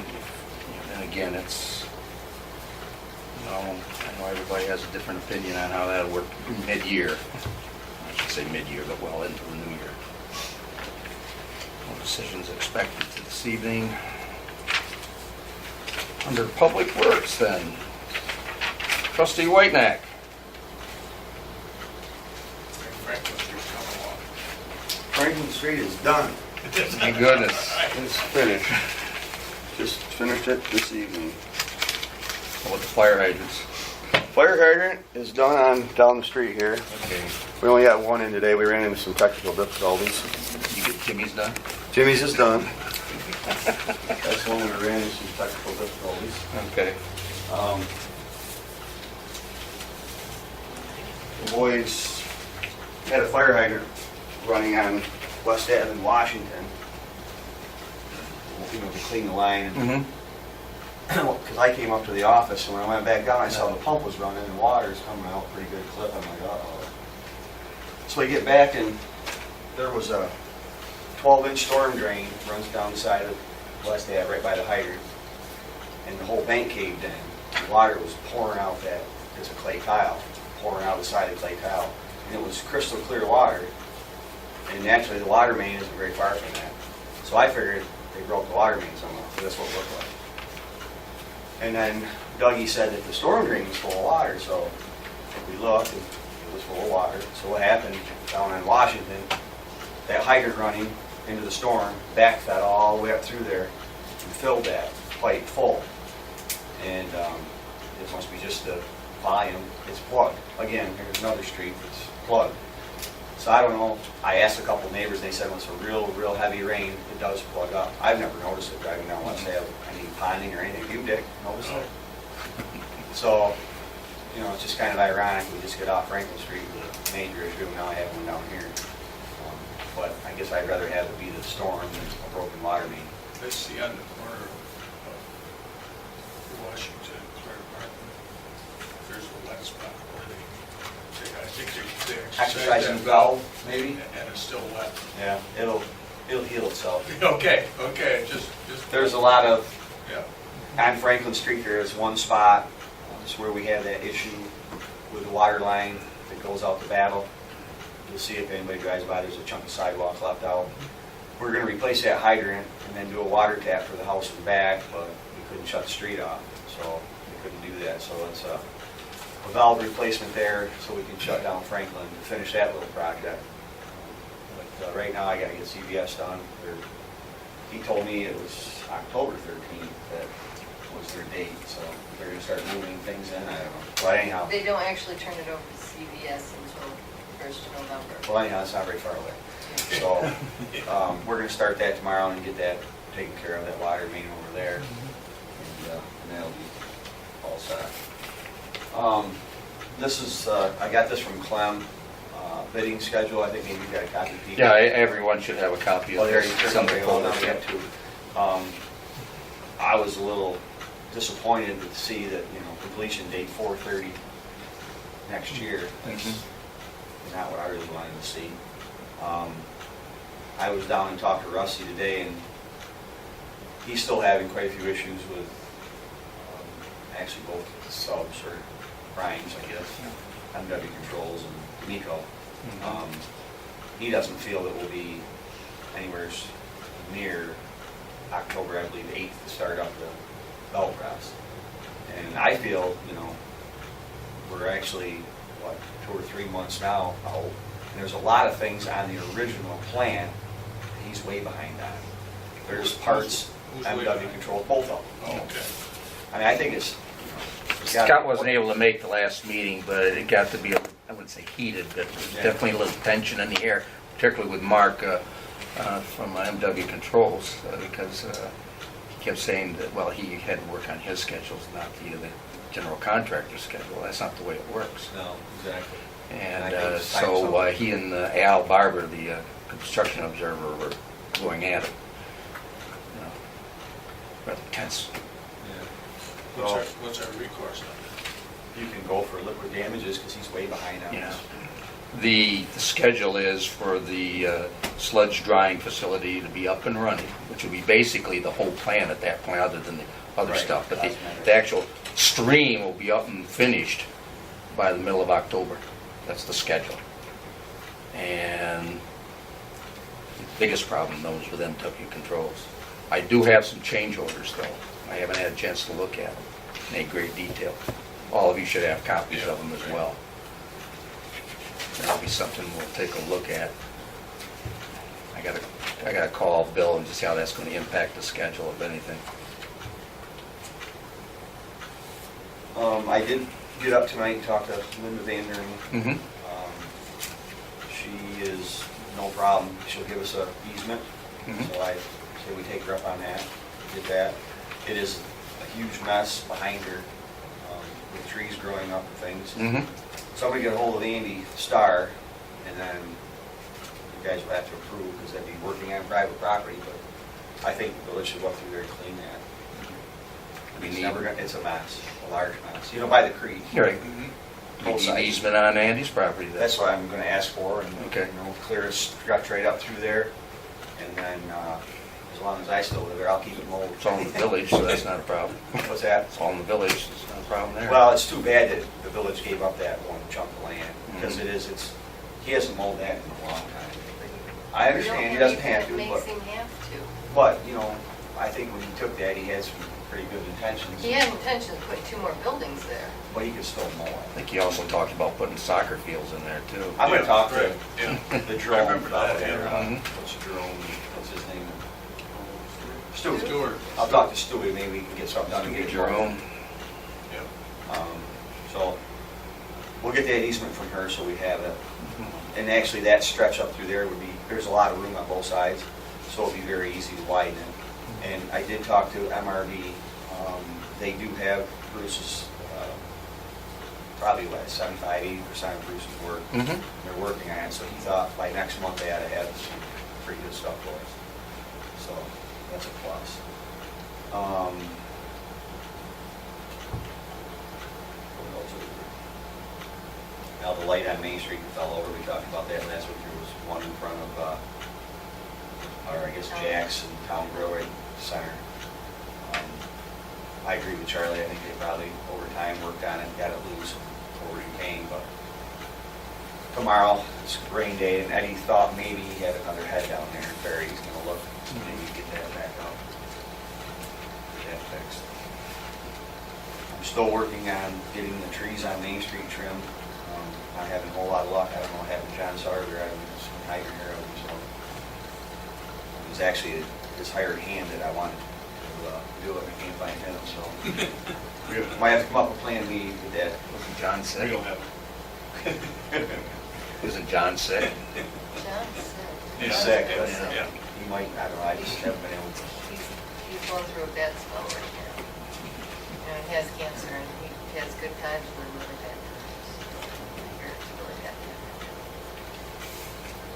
And next week we'll be milling some of the streets, and the following week we'll be paving those. What do you have lined up right now? What's that? What's the list of streets? That's a good question. We have to all measure and see where my funds are gonna run out. I was hoping actually I'd have it done, but it's just, we've had so much Franklin Street to get that, I had to get that finished and taken care of. So probably tomorrow I'll be out measuring. I have some pretty good ideas, but I don't know how far the funds will go. I'm gonna use, I think, some of the CHIPS money on Franklin Street, below my budget on Franklin. You know, we can always move money around if we so desire. But right now, I think I'm in pretty good shape the way it is this late in the season. So we'll get the bad ones taken care of. Washington, Sophia, Circle. I'd like to put a couple on that side of town that are bad. A lot of them actually. Only use so many. So other than that, any questions? I'm looking at this chart and information, the WWTP, and I'm sure this is probably crossed through here previously, but I'm looking at Crane Hogan, the original contract, current contract, and net change orders of almost $1 million. What does that? For Crane Hogan, the change order? Why is there still a balance? Yeah, why is there $1 million? That's probably because they got the change order was done for the composting facility. Yeah. I thought that, but I Yeah, just wanted to that's ask the question. That was actually a separate bundle of money that's sort of being added on to that. The original contract didn't include that. Yeah. It'd be nice to sort that out. Well, if you look at it, original contract 8.9, current contract 9.9. Yeah. So that's, there you go. See the net change order, 998,000, that's exactly. Right. For the composting, right? Yeah. Which he'll. It'd be nice to clarify that. I mean, it's okay, I can just ask the question, but, Yeah, and that's just for the concrete portion of it, because like I said, Right. we still got to go up to bid on the superstructure. So, I'd rather see two separate ones, one for the wastewater and one for the, Unfortunately, they combined the two. EFC did. They put them together, so, yeah. I mean, well, you're gonna see it paid out anyways next month. You'll see it paid. Because you'll have it. We need to track them as two separate projects. But I guess we can do We that. do an here. accounting, we do, Yeah. but for the project, it's rolled into one now. I'll see. One bank account, but I'm sure Missy can separate it. Yeah, I got to check on it with her on something else tomorrow, so. That should be an issue. When does repayment start for users? After we've got the final bill, So the 8 million, almost 8 million that's already been paid has been paid out of the loan, correct? Right. But the repayment of the loan starts, You mean, when do we start paying it back? When we roll, next year? Yeah. Would be next year. so it will So reflect on you. Donegan will determine what it is. But it should be just about a wash pay for what we're paying out right now. And then when we roll into 0% and all that, it should be almost the same as we're paying out right now, $500,000. And that's what our payment is now on the loan, Right, on our short-term money. but it'll go on the user's bills, correct? is a separate charge, like the water did? Depends how we set up. I think right now. It can be either way. Yeah. But I think right now we're in pretty good shape. Yeah, we could use, if what we think is going on, that we've gotten enough money for the rates as they are, stabilize the water fund and sewer fund, then the rates may very well, I mean, we're up to what, 200 and some thousand on one, 300 and some thousand surplus in the other. Yeah. That would be enough on an annual basis to cover the cost of the plant. You wouldn't have to increase, Are there but we'll any, need to study that a little as we get closer to the end. Then again, Paul, Mm-hmm. are there any water meters that are still being estimated? I don't know, okay, I mean, there's always a few, but very few. She had a glitch in the system last month. There was a lot. It was 200 almost, that she estimated, which I wasn't aware of. Matt made me aware of it this time, and we made sure that it didn't happen this month. And he went out and read them, and I think he had all but maybe 10 reads, I think. And a lot of them are where just people are gone, so there's no usage. So it flags him and says there's a problem. So I don't, very few should be this time, very few. I don't want to see any. They're bad. Well, you're always going to have something there. Well, in There's time, always, in yeah, time, there's you're always always going to have some. But a I handful, meant a dozen, you know, not, I meant consistently from the ones that had been before. All of no, those have been no, corrected. no, right, correct. Yeah, because they're all in meters now. We- I think there's 40 meters left. They're commercial, most of them. Well, some residential, half and half probably. Have there That been any significant changes, I mean, from what was estimated to what is actual now? I couldn't answer that. I didn't see, Any big gaps? You didn't hear from anyone? didn't hear from anybody. Well, there was some issues with a commercial. She had the wrong code in there. So I know there's a few commercials that were wrong last month. Actually, their bill was way light. It showed a very light usage. So now this month, it'll get corrected. So it's going to be a large usage for this quarter. So they might call and say what's going on. But they had to see it in their bill, a few of them, because it was a lot of money. Have we, football fields, have been taken care of yet? Nope. So the way the system is, if it's incorrect one month, it'll correct itself the next. Well, this was because some commercial meters were installed, okay? And there's a special code you have to, if it's a 2-inch meter, you have to put a special code in and tell the computer it's a 2-inch meter. If not, it just calculates it as a 1-inch meter, 5/8. So, you know, it's substantially less. And like I say, one customer's bill's $3,000 a quarter, and his was like $800. So whoever was paying the bill had to see that, but they didn't call. But it'll correct itself the next time. This month, yes, it'll be corrected. Yep. We'll go back and correct the other, or that's just? Yes, it'll bill them for the other, that'll get corrected too. Same way with the other ones, the glitch was in the system, There was just a few. then that corrects itself. Well, she corrected it by putting in the correct code. Yeah. It's just, I think there was 20 or 30 commercials that we put in all at once. And those are the ones that, for that month, or that quarter, they were wrong. Just this first quarter, nobody realized it. Actually, my father's the one who called down and said, hey, there's something wrong with the bill. You're not charging enough. And, Take care of that. so, that's how I found out about it, from him. I know the truth. So, but yes, that's corrected. And they, took Matt, I don't know, hour and 15 minutes to read the whole village. You're all in then. All but 40. And they just, because we haven't had time. But, we'll be catching up now. That'll be November's project for him to finish those 40. And then I am gonna get numbers on the fixed network Yeah, we talked Yeah, about. right. yeah, we need to They're working on that right now. take a look at that. Yeah. Everything's evolving so fast. Yes. There's a lot of new technology coming. It's amazing what they're doing now. Now the big thing is cell. They put cell, actually like a cell phone. It's not a cell phone. It looks like a cell phone, but it's a little box. And, it's too far for us, but, if you want to look up, you can pay your online with it. You can actually look at your usage, you know, with a smartphone. I mean, it's just, who wants to do that? I don't, you know. But the technology's there. It's more for like a business or somebody that really wants to monitor what's going on. But yeah, it's taking off. But yeah, that was a very good investment for the village to do that.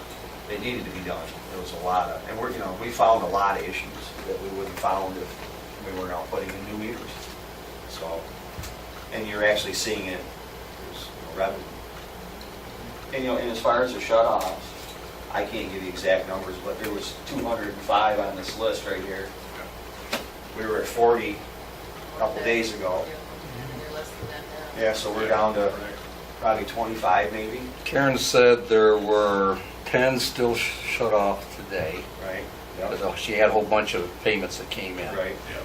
But we'll get into that discussion here in a minute. And then there was a number of apartment facilities where they have to get in to actually disconnect the meters Right. themselves. Those haven't to be done yet. There's 3 or 4 of them. But really, There's at least 4. She's been working, I mean, the first day, we thought we were gonna do shut-offs. Absolutely not. She had so many checks roll in that she couldn't keep up. You know? So actually, we postponed it for 2 days. And then it was Friday, we postponed it until Monday. She just couldn't keep up with it, because everybody was paying, which is great. Yeah. So I mean, yeah, I think it's a huge success. Very few issues, a couple very minor issues. So, Well, we've got a few here. Oh, yeah. yeah, there's always, but out of, you know, Not too much. well, that's 205 now. There was a whole lot more than that before. Yeah. So I think we've done very well. Like I say, that there are some here that have actually come in to see me or called me. I'm not going to use any names at this point. As I said, I already mentioned one guy up on Highland. It was a unique case. But we have, and I don't know if I put a copy of it, an email from John Vogel concerning this individual's taking us to court for for an action against us. You got Article something on there? 78. Yeah. In our packet. Okay, that's Friday. I don't know. John was hopefully going to get back to me today. He hasn't gotten the paperwork yet from the court. As soon as he does, I'll let you know what's going on. Because I had some questions that going to involve Buzz. What do we have to do about it? Or this guy just show up in front of the judge and gives him his story and the judge makes a decision. This guy just passed the bar, so I guess he's feeling his oats. But he owes in the neighborhood of $2,000 too. So, anyway, so that was one. Then we had one for a place over on Red Jacket Street. The guy understands the water bill has to be paid, and he doesn't mind that, but he wanted to be forgiven on the penalty and the reconnect. Again, that's up to the board on how we do that. And I had another gentleman come in this morning. Just backing up, that's a commercial property I'm talking about. First one was a private property. Next one's also a private property. Gentleman came in, he's been out of work for a year or two, I guess, just started going back to work. He's had trouble making his mortgage and all this other stuff. And I think he's legit, but he's got some problems. Mayor, is that the property that also, that's what you're talking about right now, also has property maintenance violations Yes. from me? Yep. I was going to talk to Charlie about that on following through the property. Well, we'll talk maintenance about it violations. tomorrow, if we can. But again, this is, I don't know, here's my concern. We can make exceptions if they deserve them. But you're going to have to be very careful when you do that, because we've set a standard that we weren't going to make any exceptions. And most people, the vast majority of people have come through and paid their bills. So if you start making exceptions, you're going to say, well, you're favoring somebody. Now, no matter how legit these are, now, if the judge says we got to turn one on, we'll turn one on, but don't let the judge make that decision. The other one, say the commercial property, that's up to the board there. He claims that he didn't know about it when his tenant left, didn't get any mail. Well, I hate to say it, but landlords get copies of the bills when they're, especially when they're, well, every time the person's in arrears. I get them. Got them once. Got paid up right away. But this other guy here, he's, like I say, he's hard luck story. You know, Repeat hard luck story. yeah. He's just gotten behind, and like I say, we've been bugging him about some of his property maintenance issues, and Which he's done nothing in response, where we need an appearance ticket now. And this hard luck story, you know which one I'm talking about, Dick. It's been going on for 3-4 years. anyway, we'll talk about that one with Charlie tomorrow, I guess.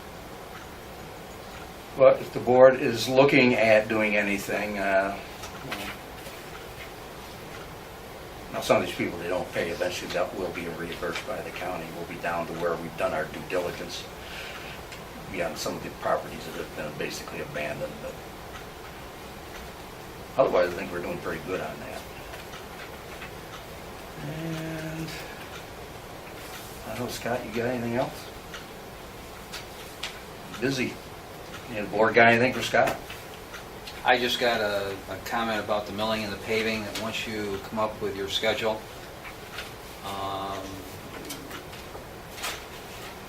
put some information out there to the public, let them know where you're going to be working approximately, based upon the weather. I know we put it on the website, we could put it maybe in the paper, Radio maybe. or something, you know, just let them know where you're going to be at, so they can do some pre-planning if they've got to get into driveways, things like that. Paper does now have a new writer over here, and he is a Dansville graduate. And he has a business in Dansville, so maybe he's going to be around for a while. Laz Babachi or something like that. He's in a photography studio Yeah, on Main Street. he's right. He lives on His Circle- grandmother lives Circle right next Road. door to the newspaper, so he's known her about ever. And he lives on Circle Road himself. And it really serves two purposes. You're going to put some information out there that'll inform the people, and also they'll let the community know, you know, what we're doing as far as the road conditions out there. We did have one pump station failure, just, I don't think anything will come about, but there was really just one residence that had a backup in their basement. It was the pump station on Maple Street by Pembroke's. There's only one pump in that. There's going to be two in there now. Doug has been working on each pump station. It's expensive to update them, but we're getting them updated with alarms on them and things like that. It plugged up last, I don't remember which day it was now. No, it was actually last weekend, Saturday. And they got the new pump in and everything. And his line, Dougie had Joe Longy come over and clean the line out, but apparently they didn't get it clean. He called back 3 days later, said he had a little bit in his basement, and went back over, and it happened to be his line was plugged, not the pump station. Whose was this? Pardon? Whose was it? On Main Street? Thank you. Or no, it was on, they're on Main Street. It's Bohr's last name. Dougie talked to the resident, I didn't. But they were, okay, there was a bill from a contractor that we paid it, took care of that, because it was our pump station failed, it wasn't very well. And Joe cleaned out his basement and everything, so I don't think there's any big issues, but you should all be aware of it. And, we got some prices on pumps, and actually 2 pumps were ordered. They probably came in today. And Dick Dance is going to do the electronic work on it. It's awful hard to get MW Controls a lot of times to do these. I kind of like a local guy that I can actually drive to his house if I need to in the middle of the night. And these pump stations are just so outdated. They need updating. We did put some money in the budget for it this year, so we'll keep plugging away at them to try to keep them running. So, other than that, You know, one of the things I hear about in the community, which doesn't really affect just you, Scott, but the department heads is a lack of information. And we should be thinking about ways of putting the information out there. I know the mayor has done some things about, putting together an article, and maybe the department head should be thinking about doing something like on a monthly basis. I don't care if it was in bullet form or how you do it, but highlight for the community, some of the major activities that you're involved in. And they can't, I'm not going to say they can't come back to us, but we're doing something in response to what we're hearing from them, get the information out there. Well, I agree. Time is one big thing. Like at Franklin Street, I had no idea we were going to get into that on Franklin Street. What the community should know. I talk to Community should people, know. I tell them, once you tell them what's going on, they're, oh, okay. There's an article going to be in next week's paper, Yeah. column. Yeah. Why don't you put it on the website? It's there, everybody can look at it. And that would, and then, A lot of people know about the newspaper. I mean, you've given us your report, one-page report in the past. Kind And of I have in the highlights. last 2 months, I just... Well, I know, I said in the past, No, I know. That'll start again. maybe it would be a page and a half, but something similar to that, just kind of bullets things, maybe a sentence or two. I don't know. No, I think it's great to inform them. Yeah. They see, that road's been closed for 2 weeks. People are wondering what the heck is going on. Absolutely. And what do they know? I get people saying, I had a person ask me, well, who pays for sidewalk replacement? And I said, pretty much the homeowner. And they said, what's going on in Franklin Street? You know where I was going with that, didn't you?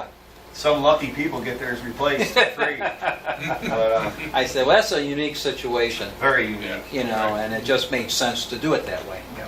But those are the types of questions Oh, sometimes, I totally agree. And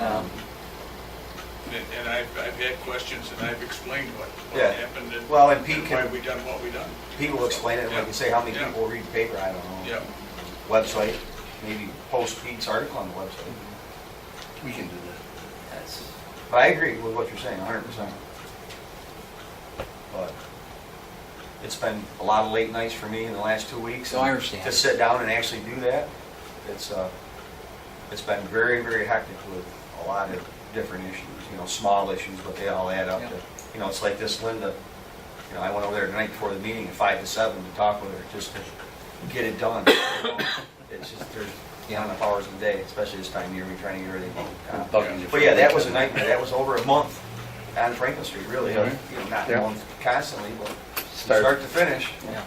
You know, And the thing 2 is- weeks of trying to figure out what was going on, and 2 more weeks to Well, fix it. here, somebody should have been there with an interest in reporting that and, getting it out to the community, and obviously, It's too bad. that's not enough. You got a major portion of your workforce that's over there working over a long period of time, but it's not enough to get their attention to say, we're going to go over and we're going to speak with somebody, or speak with the mayor, speak with you, speak with Charlie, find out what's going on and report it to the community. But it's not important enough.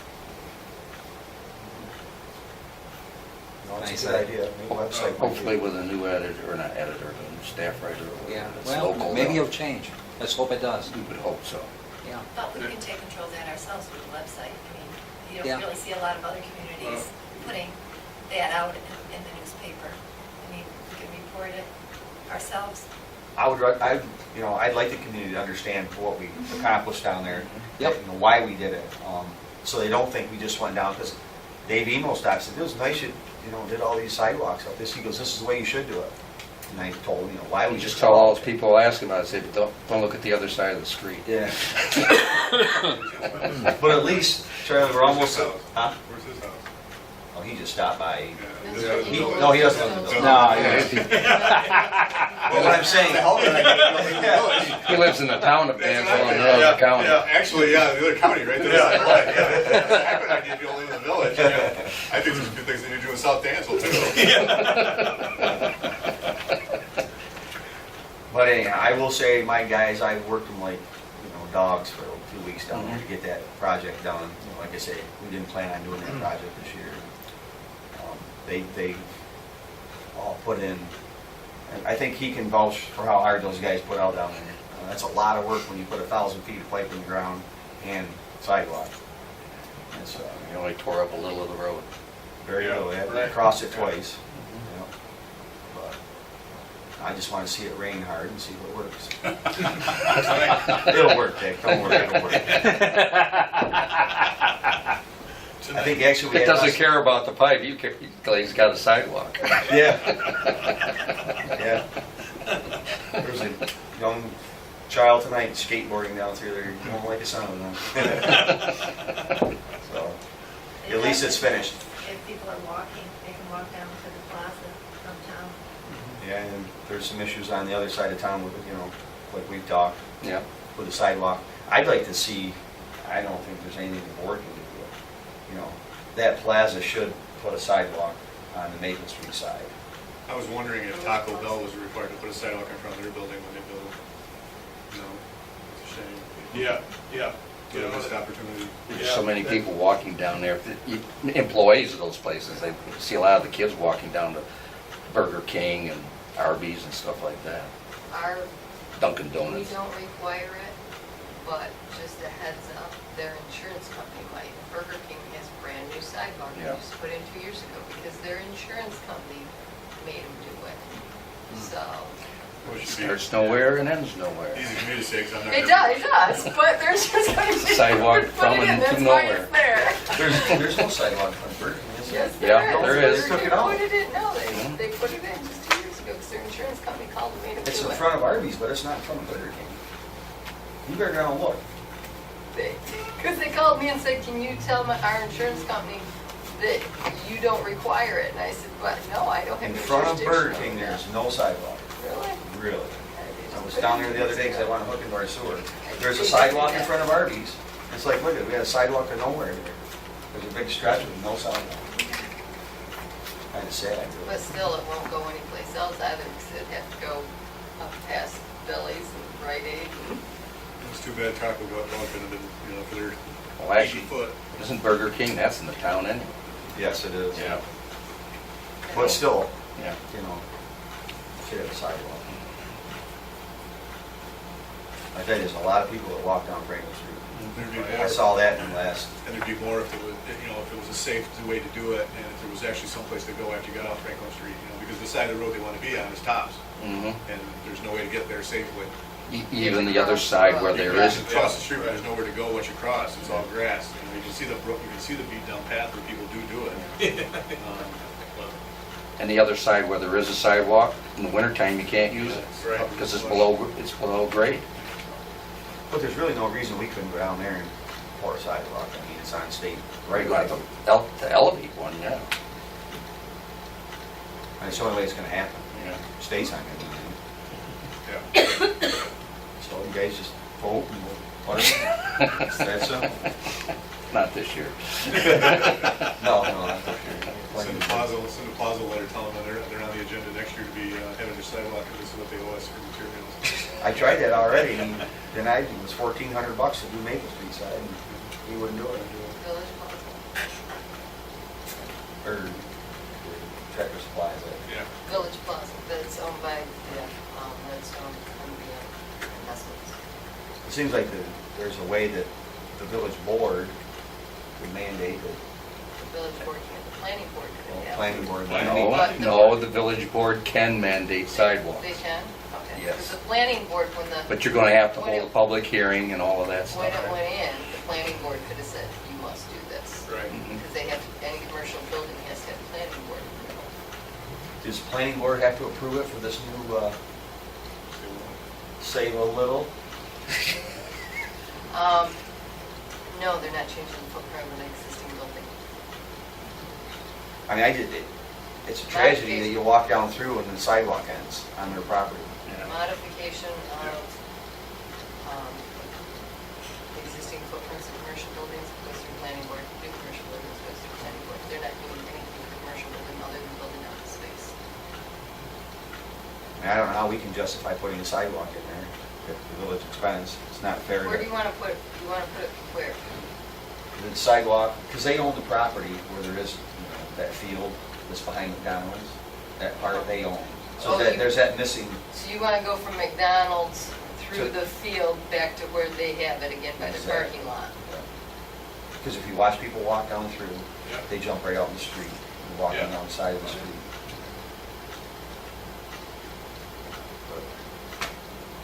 Maybe we can talk with them again, maybe with a new tenant in, maybe Can we'll. talk with Bruce. Keep in mind, nothing that close that plaza, just close it for tax revenue purposes. Well, they should be able to afford a sidewalk. They're on the Youngstown, Ohio. We can ask them. I can just ask them. Maybe we ask.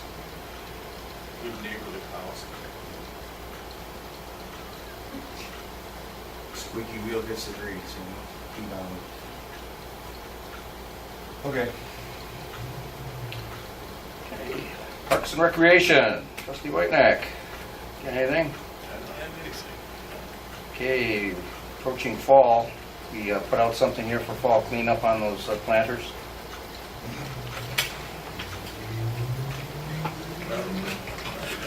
And if you got a list, we just notify them that, you know, once Yeah. October moves along there, towards the end of October. I've got a bunch of emails. We can get something just to notify them that that's their responsibility Yeah, to get rid of all the dead stuff once frost hits. yeah. And then sort of going along with that, Paradise Alley, we need to come up with a plan for that thing.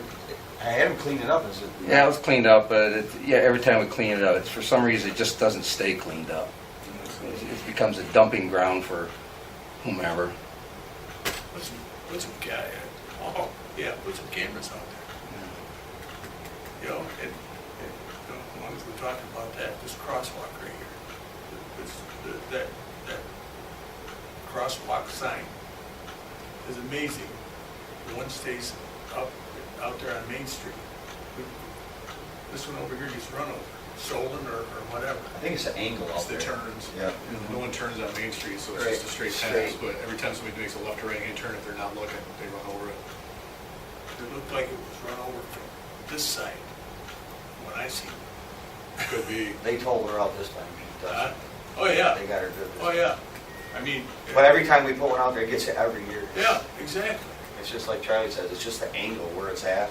Yeah. You know, if we drill a hole in the pavement, set one side of the pipe in there. Hey, that might be a liability issue. Not gonna be able to do it on the state highway. But, you know, Mount Morris has several of them and don't have any problem. Come to Dansville, you know. Use it for target practice. I think some people do. Yeah. And the last thing under Parks and Recreations, that parcel on the press property that we were hoping to get for parking for the Little League field, the county now is looking at charging us for it. To purchase it? Yeah. It wasn't that they had planned to do that, but apparently there was another park property someplace else in the county. And the county charged them, it was up in Livonia, I believe, Livonia or Lima, one of the two up there. Start parking. And we got sort of, they were charged, so we've got to pay. Ian did go back to see if they had any outstanding bills they owed us for the work that was done over there, and he didn't find anything, so. Now, the only other alternative I can come up with, how big a right-of-way do we have over there on School Street? I mean, we'd have to look into it, I don't know, we offhand. Because what they're going to need is a resolution from us if we're going to move forward on this. How much they want for it. How about the whole Stereo, parcel? that came out stereo. Hmm? How about the whole parcel? What are we going to do with the whole parcel? Make another park? We're park poor now. Got enough to handle. I was just thinking that if there was enough of a right-of-way, we really wouldn't need to buy anything at all. We'll just put parking over there. I don't think- Angled parking or whatever. I don't think there'd be enough of it right away. Check it though. You can get somebody free the next day or two, and then get back to them. I was just thinking it would just work out a lot easier. Most streets are, you might get 33 feet right away, maybe 50 tops, so it's not gonna get you a car lane, even sideways. I'm thinking. I know, but I don't think we're gonna get that. But do they give you what are we supposed to make? No, I don't have any numbers yet. I have to get back to them on it. We're going to keep the Little League field there. They need parking. Yeah, without a doubt. So we got to determine what it is we'll put out there amongst ourselves. Maybe we don't want parking. I don't know. I mean, my gut instinct is it manages itself. I don't see a huge issue myself. I mean, about the only thing I would suggest is we throw a no parking here to corner sign on School Street, looking at Knox Street, the east side of the street, just because I like it, it's just amazing how people, oh my God, just, you give them 3 inches and they're gonna crush a 40-foot car in there. But don't you think it'd be nice, Charlie, if they had to, like Pete says, pull in an angle and park up through there? That would be kind of That'd be nice. But I mean, to buy that, I mean, I think you tell the county to keep your lot, mow it. Well, I don't have any problem saying that. I just want to make sure we have enough parking there We for the just went Little through a League. county auction, and we saw a house on Lincoln Street sell for, what, $3,000 plus $6,000 in back taxes or whatever, which I think everybody would agree was not a great buy. And we saw another building on Leonard Street sold for $300, and the frame's got to be taken down, so you got a few $100 in removal costs, so basically $1,000 for that lot, which, my take on that over there, I mean, what's over there? I mean, there's probably, there's, Leonard? you look over here at the Wilcox Press, I mean, if there's 4 building lots there, there's a lot, in my mind. So, if you look at 4 building lots that aren't worth more than $3,000 a piece, that's a $12,000 lot over there. And we're looking at one piece of it. If they got $3,000 from us, they should be happy. Tell them to keep and try to find someone to give them 12 grand for the whole thing. They're not gonna find it. They'll be coming to us in a few years saying, do you want this? That's my take. My fear is, somebody does snatch it up for a little nothing and they pop a few houses in at angles or wherever else they want to do. Look what you got. I don't see a profit in it. I don't see where anybody's gonna make any money on putting any houses in there. I might be all wrong. I don't build houses for a living, but I look at it, you're probably not gonna put any house over there for less than $100,000 from basement to building, to connecting all the utilities, and I love that side of town. I love that neighborhood, but the houses in that neighborhood are selling for $100,000. So it's a lost cause, I think, to build a house on that lot. So I don't see where there's any profit in that lot whatsoever. It's a generous offer to give them $10,000 or $12,000 for the whole thing. It's more of a headache to mow it, whoever ends up with it. And I think they recognize it's a headache to mow it. The only reason they do mow it to any degree whatsoever is they need something to work with his prisoners to do. Yeah. As though there's not no cemeteries for them to maintain. About the board, what are your thoughts? Let's find out how much they want for it. Charlie makes a good point. I mean, I'm not sure what we do with it. Make a park out of it or something. But then we'd have to maintain it. Then we have to maintain it, though. Well, if we got away from mowing these abandoned properties, we'd have more time to take care of what we actually own. Yeah, exactly. See Walt up there working diligently this evening. You talk about Walt's wages. The man came in tonight, it was almost 6. Yeah. His arms from up there, he caught him on a tree. You should have seen him. He was all wrapped up, he was bleeding. I'm telling you guys, it's amazing what that man does at his age. I'm going to surely miss him when he finally retires. I mean that.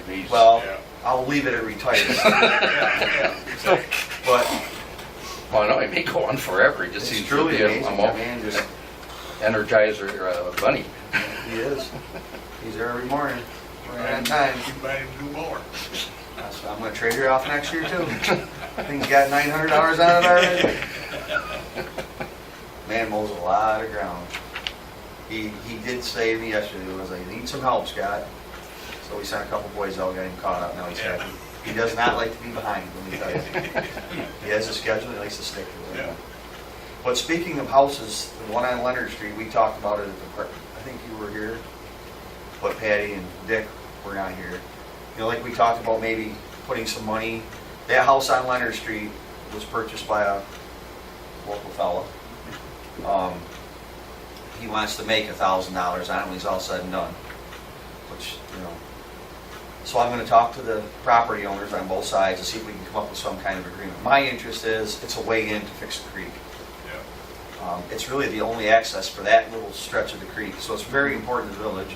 I wish, actually, I would've went to the auction, and got it for the village, for $300. I mean, there's back taxes. I think he's into it for $2,200 or whatever. So, I will talk to those guys, but I don't know how you guys feel about, my suggestion was, and like Pete said, the board needs to come to some kind of an agreement. You know, maybe if we tore the house down, what's left of the house, you know, with village resources. It wouldn't really cost us anything but one dumpster. That would be our part of it, to get us an easement in there. And then the property owners basically kick in the financial part of it, and then split the lot. I understand that, you know, they're all case by case, but you know, will anything ever happen to that? Probably not. It's gonna be another deal where, what are you gonna do with it? Yeah. He's hoping that the neighbors will purchase it, but I'd like to be involved in it as a village, because we definitely need that right away. You know, once those folks, if they do buy it from him, you know, why would they want to give us an easement? Maybe to repair the creek for one person that lives next to the creek. But it'd be a whole lot easier to do it now than later. You know, I'm working my way down the creek and I'm getting easements. I'm gonna have it so we can get in all the Right, way. exactly. And then hopefully MRB will come up with a good plan. You know, we could widen that creek out and take care of some of the floodplain issues. Exactly. So, I don't know how you guys feel about that. But somehow we need to come to some sort of an agreement amongst the board that, yes, we're willing to do it, or no, we're not. But I'm telling you, when it comes time to repair the creek, we've got to be able to get in there. You know, you're talking excavators and things like that, you're.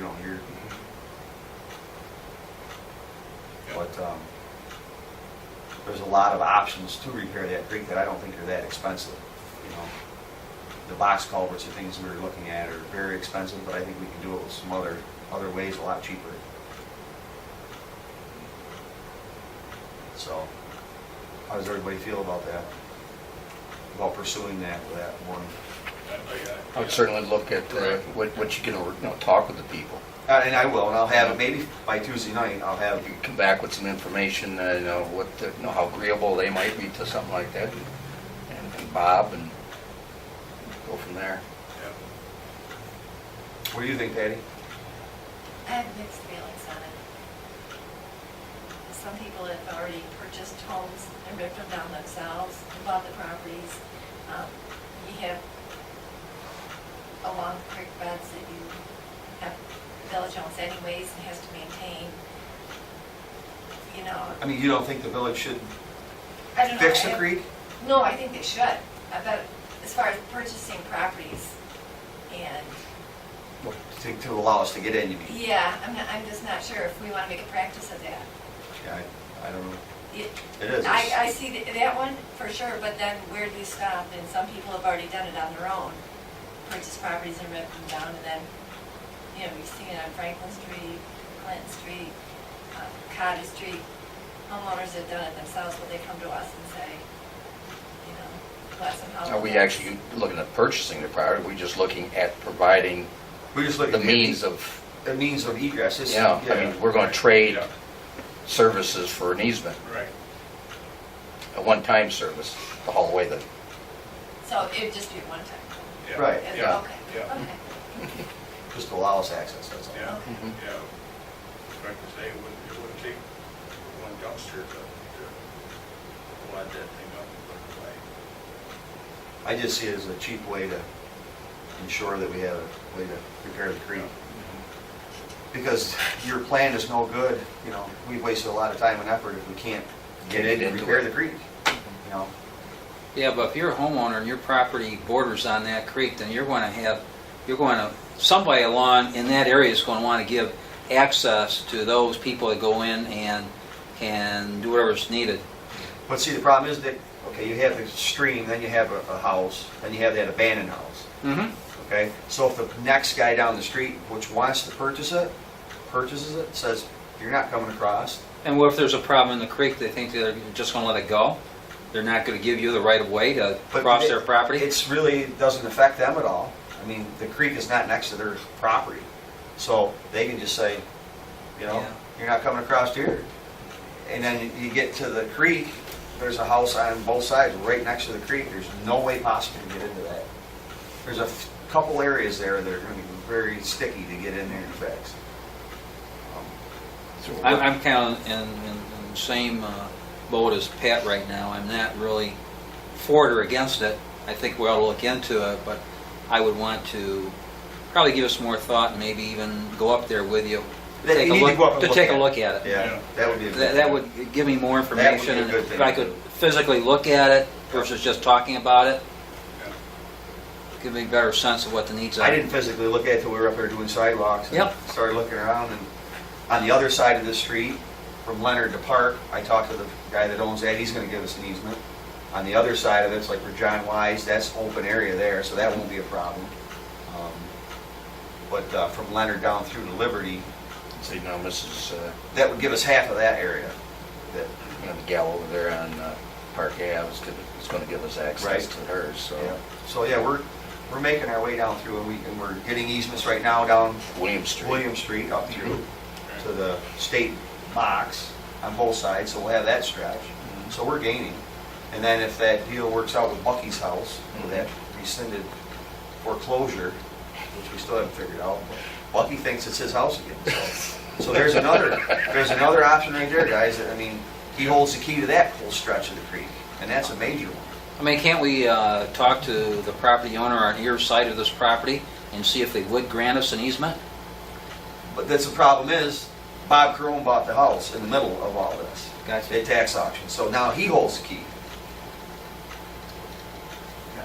I don't think you can get in from the street on into the creek with the two houses that sit Too right there close. on the street. They're too close. Gotcha. You got to go behind it. Yeah. He bought that 10-story and a little after $300. Plus back taxes, I think he's, like I say, 2,300 he's got into it. What's that?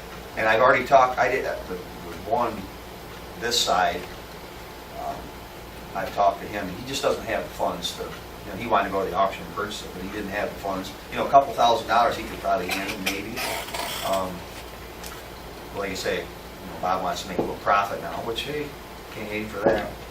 Can you access the creek from the other side? To get all the way up through, no. This You would know, allow I you mean, to be able to get. You're on Leonard, Working down to Liberty. right, can you access it from Liberty?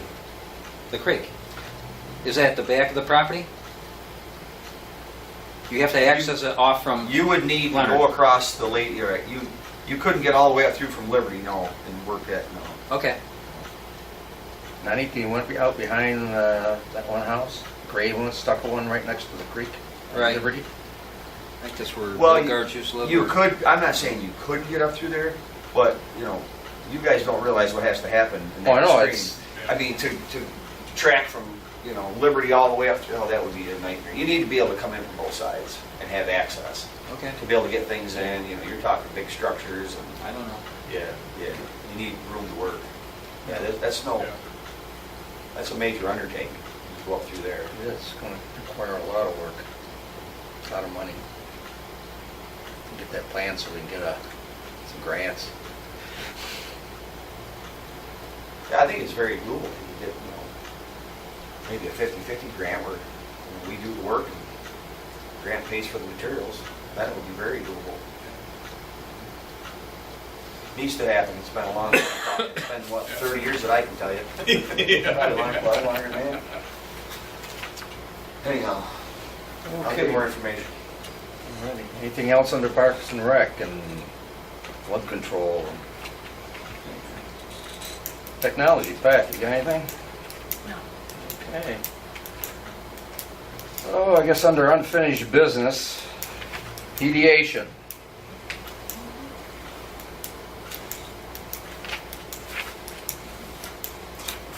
Comments?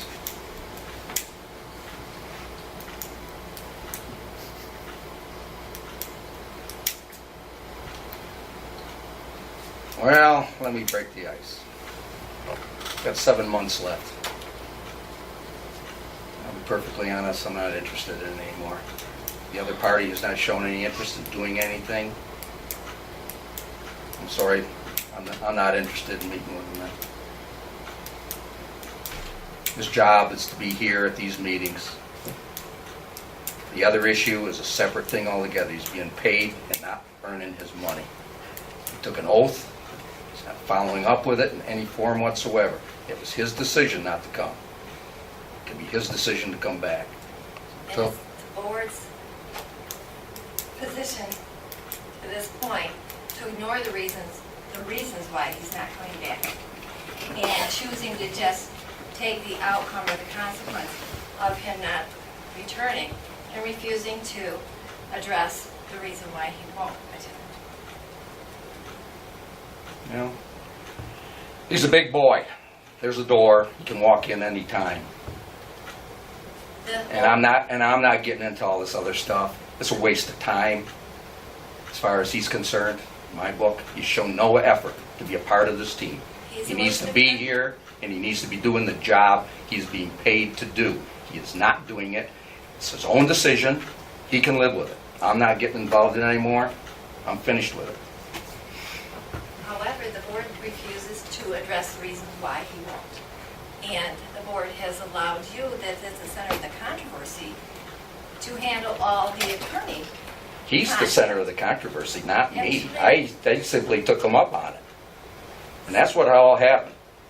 You know, there's bullies, and then there's the guy who comes around and finally has had enough of a bully and puts him in his place, and the bully doesn't like it. Now, that's too bad. He didn't like it. He got a taste of his own medicine. He can live with it. The board has- So that's how I feel. And if I'm not going to be here for it, I don't know why the board's wasting his time considering it. But that's up to the rest of you. Mediation for a lot of reasons. 7 months left. I don't feel we need to be spending any more money on that or any other issue. Spend considerable money sending letters, $180 a letter. That was for the lawyer fees. That's right. We did our due diligence to try to get him to come back. He did not want to come back. It's on him. You're not addressing the problem. Well, he needs to address the problem with himself then, I guess, because it's not me. I just reacted to him. The problem between the two of you and the board should address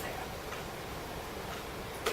And that they just want to address the consequences of not coming instead of the reason why he's not coming.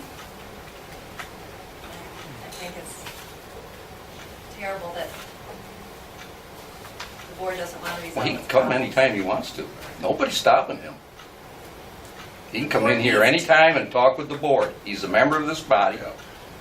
He was elected to be a member of the deliberative body. That's us. If he can't come in here and sit down with us, And how do you think that's going to go? We need I won't say a thing if that's the way you want it. I can do a that. mediator to come in and actually help resolve some of the issues within this board. 7 months left, it's not going to get resolved. You have no stock in it? What do you mean? So you don't want to, you don't want to resolve any of the board's problems? No. What about you, Dick?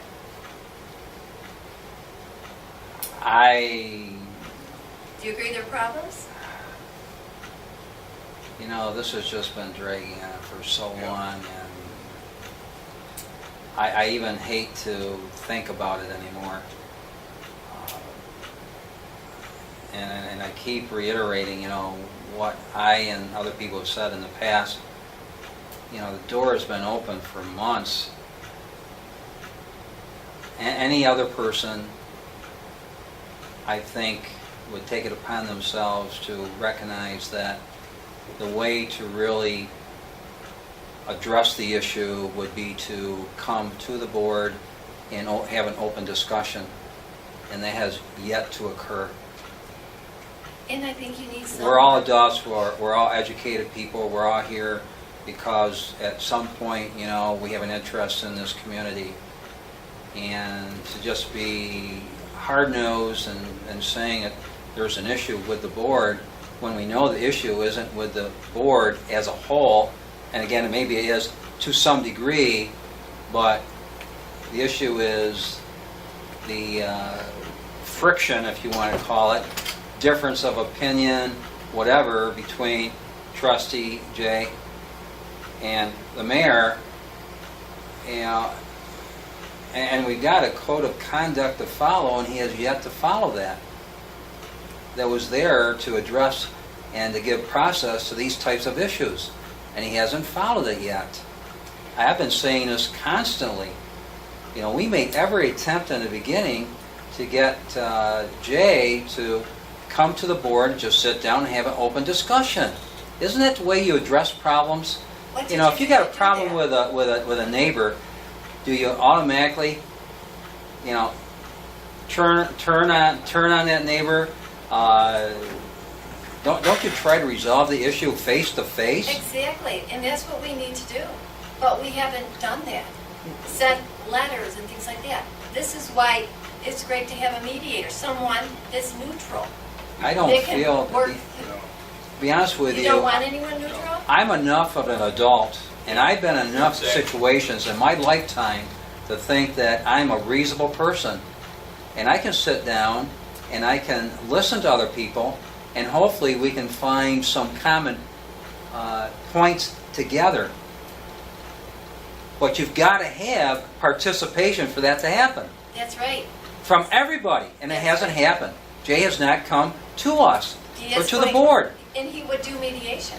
He would do mediation. You have to have someone that's neutral. Otherwise, this just continues. It continues and it continues and it continues.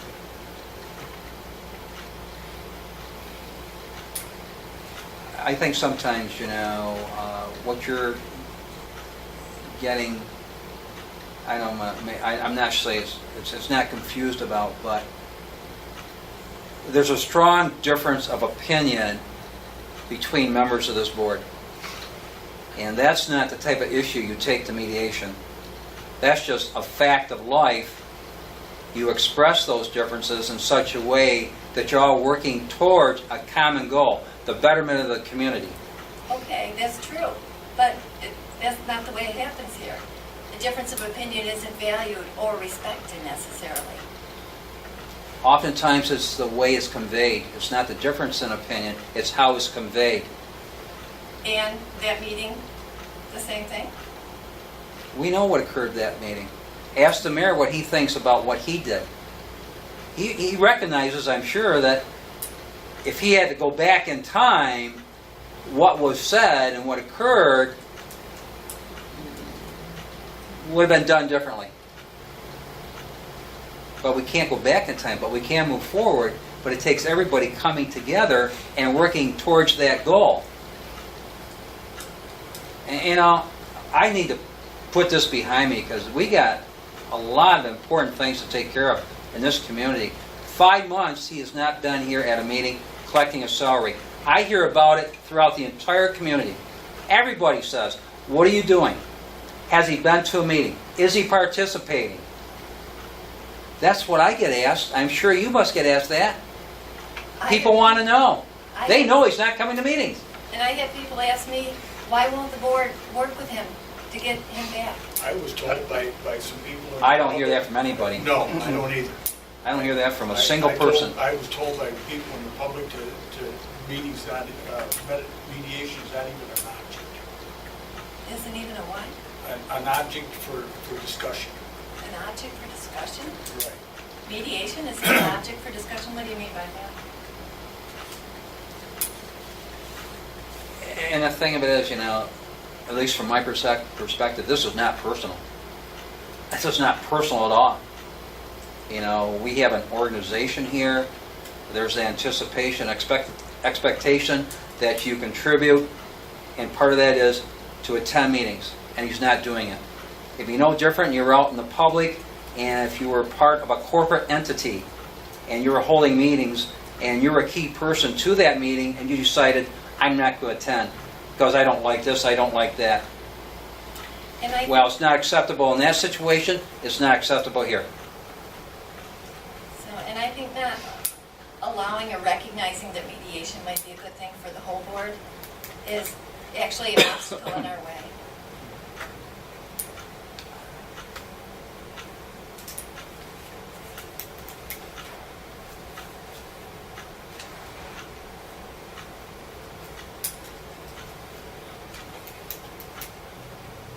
He starts attending meetings, I'll go with mediation. He needs to come back to his job first. So he comes back and the board does mediation. I'm willing to go along with that, but they're two separate issues. He's being paid to do a job. He needs to be doing it.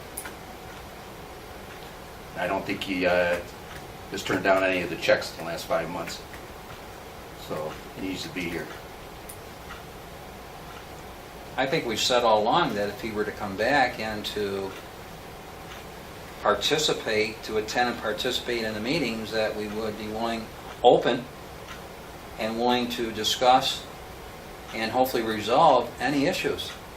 That's always been the case. In my mind, that's never changed. Since day one, that's always been the case, and it still is.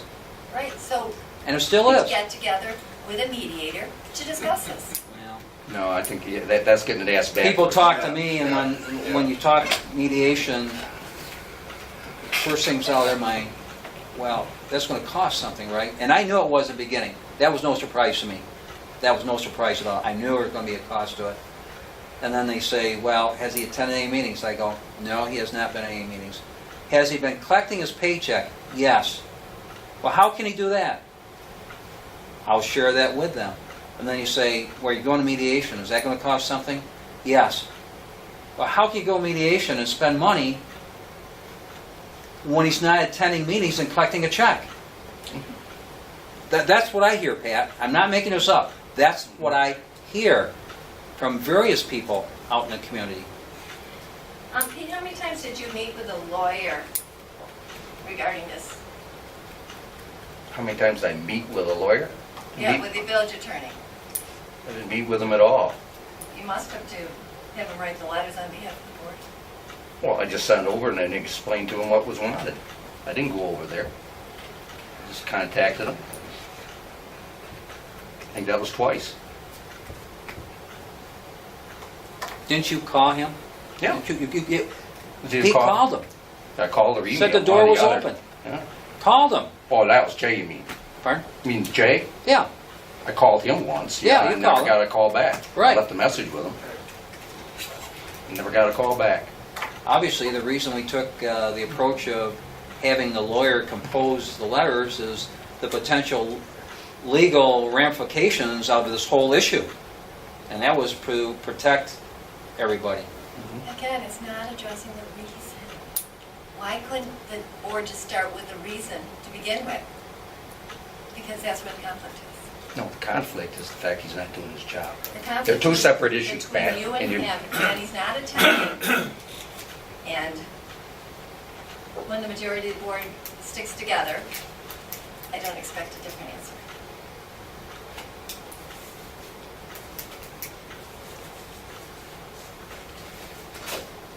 Why is he so adamant about not coming back to a meeting and Have you having a reached general out to him? discussion? Why is he? Have you reached out to I him? tried. Why do I have to reach out to him? Just, He Why? He drives past my He's an house. adult. He was elected by the people in this community. I don't need, as a person, to reach out to him. but if you want to resolve the problem, Attend the meeting. You know, we'll discuss the issues. We'll work towards resolution. We'll do whatever's necessary. I think we're all reasonable, understanding people, at least, you know, at some point. But you can't work towards that goal if you don't have a primary person here that's in conflict or, you know, have some issues. That person has to physically be here. And that hasn't happened in 5 months. I just don't, you know.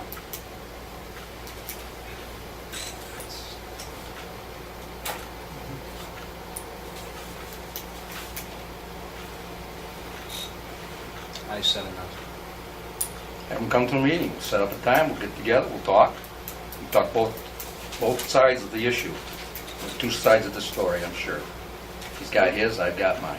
I'm willing to discuss it with him.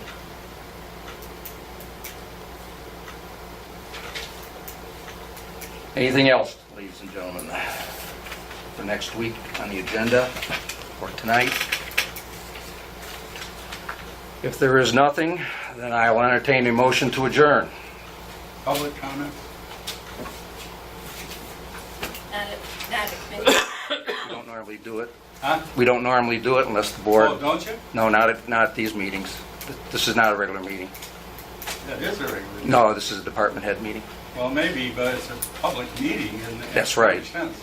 That we don't offer that opportunity for public comment at this meeting. I don't have a problem with allowing, But it's up to the board. I don't have a problem allowing 5 minutes. Dick? Yeah, I don't have a problem. Pat? That's- Okay, have it? That's the first negative that I've heard from you, Peter. No, we've always had that Number rule. one, I want to commend the mayor upon his letter in the Express talking about local finance. That was very well done. Thank you. Number two, I think that I felt like Scott Tracy was ingenious in his solution to the problem on Franklin Street. Would have thought, probably has saved 80% of the cost of breaking the street up. Number three, I watched Scott and the team, the workers, and they were extremely diligent. And more than anything else, I was totally amazed that the boss was in the ditch with a shovel, and he never stood back. And I haven't run into anybody like that in a long time. And I think that, to be honest, I think we have a very creative director in that department, and that needs to be publicized. I think the the wonderful outcome for my side of the street with the new sidewalk needs publicity. You need to explain why that We happened. can certainly do that. I can- Explanation of what's going on is really important. I believe that should happen. In relation to this deal with Trustee Griffith, a member of the board, every member of the board has equal authority, equal responsibility, and an equal place. And I find it, for an adult, it seems to me the thing to do is to come, and this board is not biased. You may make decisions that a couple trustees don't like, but I think the board is pretty well balanced. I find it strange, Pat, that one trustee who wasn't present is the one who carries the whole ball on this as if you knew all about the issue. That strikes me as very strange. I don't know what You you weren't mean. present at the meeting when all this thing occurred. So I find that very strange. Well, actually, so But, I can actually be the one that's really unbiased, because what Well, was not said was, really. well, what was said was verified, and Well, we just are looking to resolve the well, the problems. resolution would be for Jay to man up and come to the board and express to the whole board his position. And that would require some people to come in who were in that meeting and were observers and could testify. And I'm sure that if those who were there said the mayor really was out of line, and blah, blah, I think you'd get an apology. But I think that's the way to resolve this. Mediation sounds crazy to me in this issue. I don't think it's really reasonable at all. So that's enough. I am surprised. If you, look, you maybe don't want public here. Maybe that complicates things. No, But if you want public here, you got to give some kind of a voice. I mean, I sit here for hours saying nothing, and it's all right. And I'm trying to comprehend in a responsible citizen way. And so don't cut off the dialogue. That's all. But thank you very much. we have never allowed, unless the board agrees to it, allowed public comment during a department head meetings between the department heads. Well, that's not really true, Peter. we've allowed it, but that was at the board's Well, yeah, consensus. you get going, it's very informal, and it's been very fruitful. And But that's stated in our meeting procedures. is it? I Yes. publicize that so I know what it is. But anyway, thank you. You're Thank welcome. you. Thank you. Have a good time. Motion to adjourn. Yes, sir. I got. I'm missing my president. Yeah. Yes. No, that's your governor. Oh, yeah. Yeah, So it's 9:42. yeah. Okay, got a motion from trustee LaBar, second. Second from trustee Waitnak. All in favor? Meeting's adjourned. Enjoy.